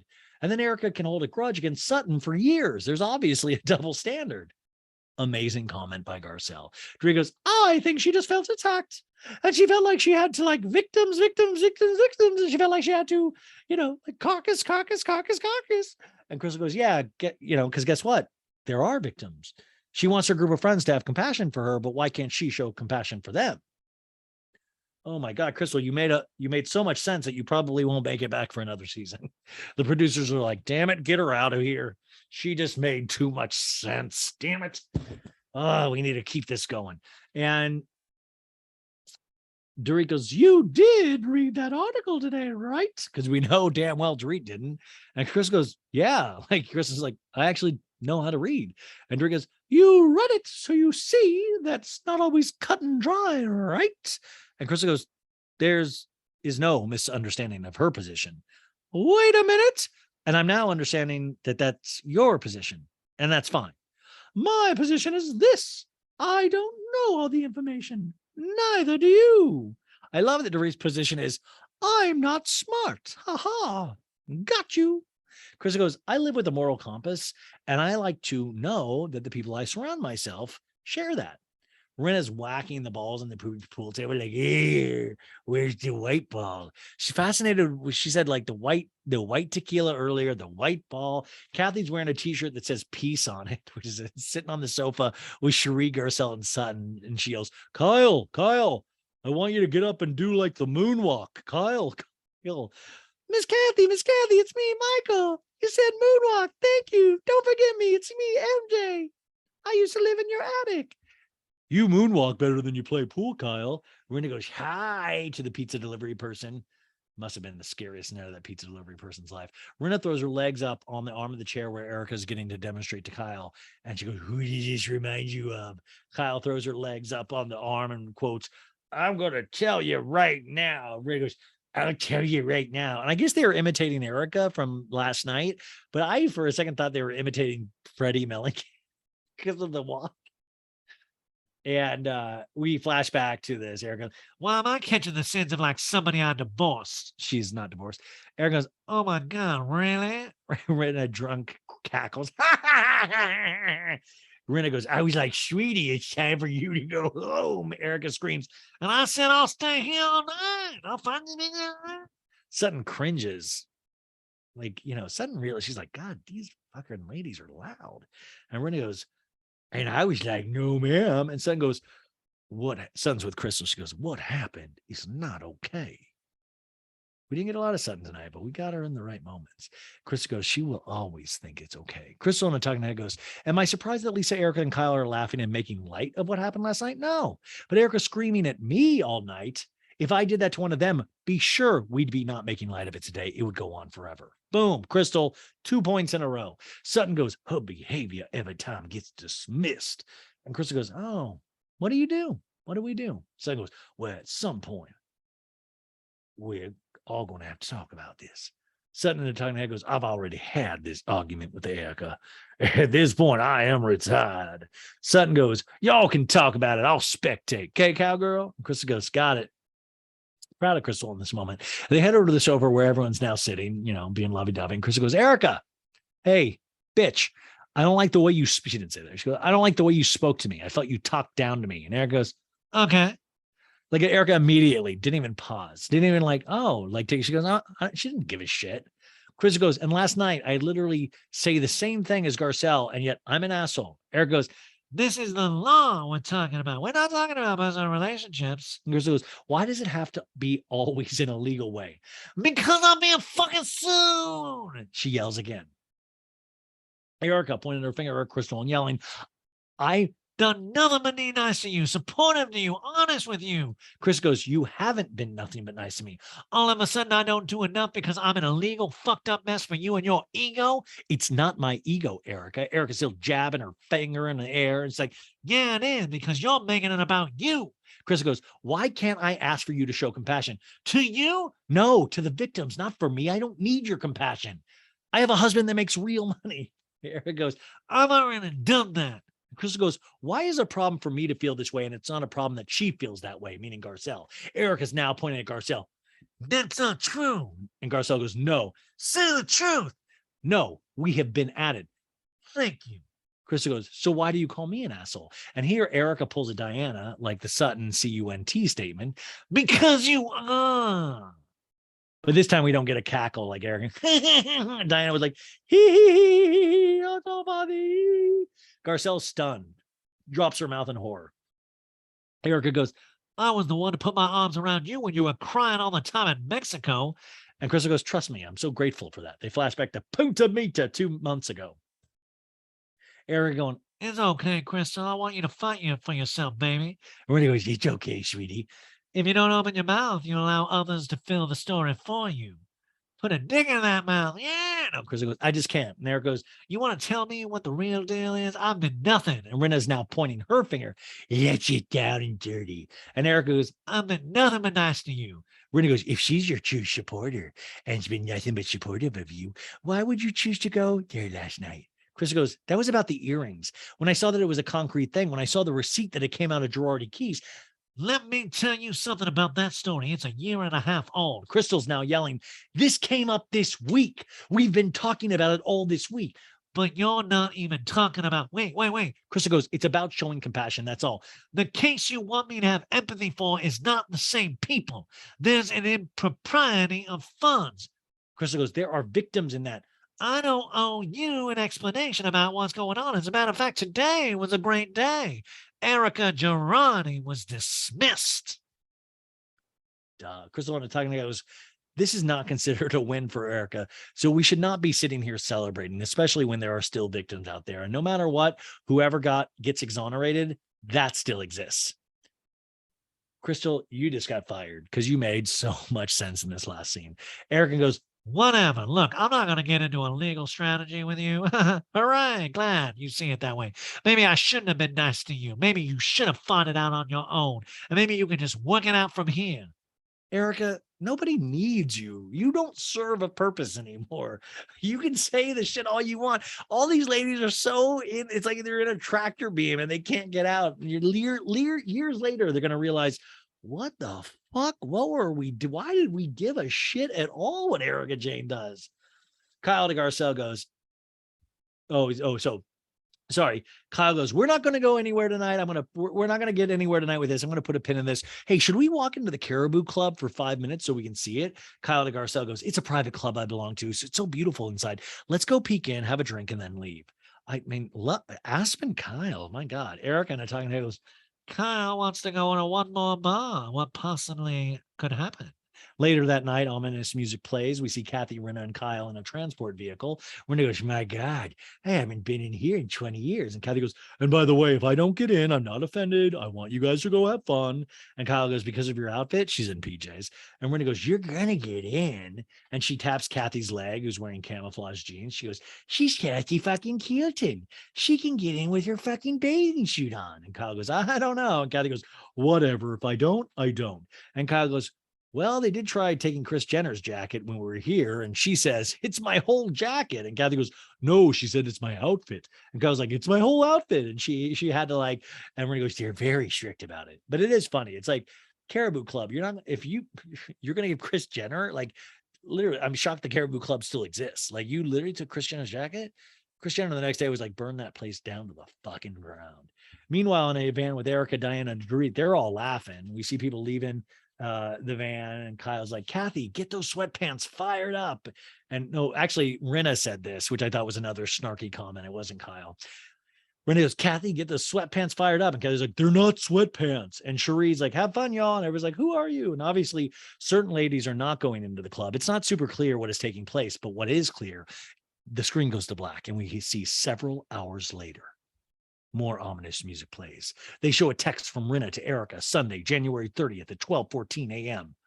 I got in a sprinter with Kathy and she had an absolute meltdown. I've never heard or seen anything like it in my life. Anger, screaming, throwing things, crying. I'm locked in my room. Erica's like, Oh my God. The hatred that just came out towards her sister. I'm speechless. Wow. these are all texts.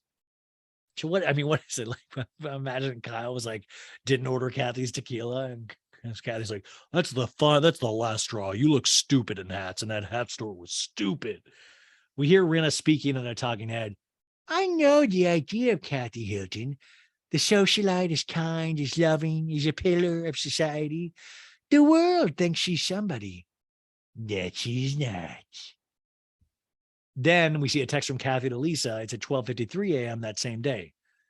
Silence is golden. I'm staying silent. And we get 4 heart emojis.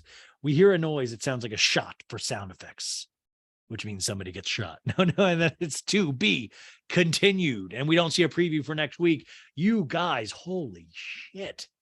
Holy shit. So exciting. Oh my God. It's all happening. It's Sheena, Shay. It's all happening. Oh my God. So next week, we'll finally find out. But I will tell, Rinna, when you play with fire, and by fire, I mean a Hilton, you're going to get burned. There's a good chance you lost your job this season. Like, honestly, there's a good chance you will not be coming back. And just have fun promoting Rinna Rose next season when you're not on the show. Hey, everybody, I'll be at Total Wine in Bakersfield if anybody wants to get a bottle signed. Dumb move going this hard for Kathy. Don't listen. This is what I want to say to you guys. The care in which they give a complete outward asshole like Erica Jane. But Kathy Hilton is the bad guy. Think about that. Rinna will go to war with Erica Jane. But Kathy Hilton now is the target. And from here on, supposedly, we will see the rest of the season be a Kathy takedown season. And I'm very interested to see all of this. So you guys, we did it. Oh, wait. No, I wanted to play this one thing from my friend, Susie, because she had a hot take, which a lot of you guys might. And I want to always give everybody a voice. Everybody's going to have different opinions than mine, even though we all agree that mine is the right one. So here's my friend Susie about Erica Jane from this week. Oh, damn it. There was a text message and it didn't save. Basically, my friend Susie said, I kind of get it with Erica. I mean, there's only so much she really can do at this point. And I totally understand what my friend was saying. And she said it much better and clearer in that message. Hopefully she'll leave it again and I can put it in Monday's show. I thought I had saved it, but listen, I understand. And you're right. Like, yeah, she is not technically at fault. Like, but at the same point, there is something about just being a common, decent human being, and Erica has never had empathy for anybody but herself.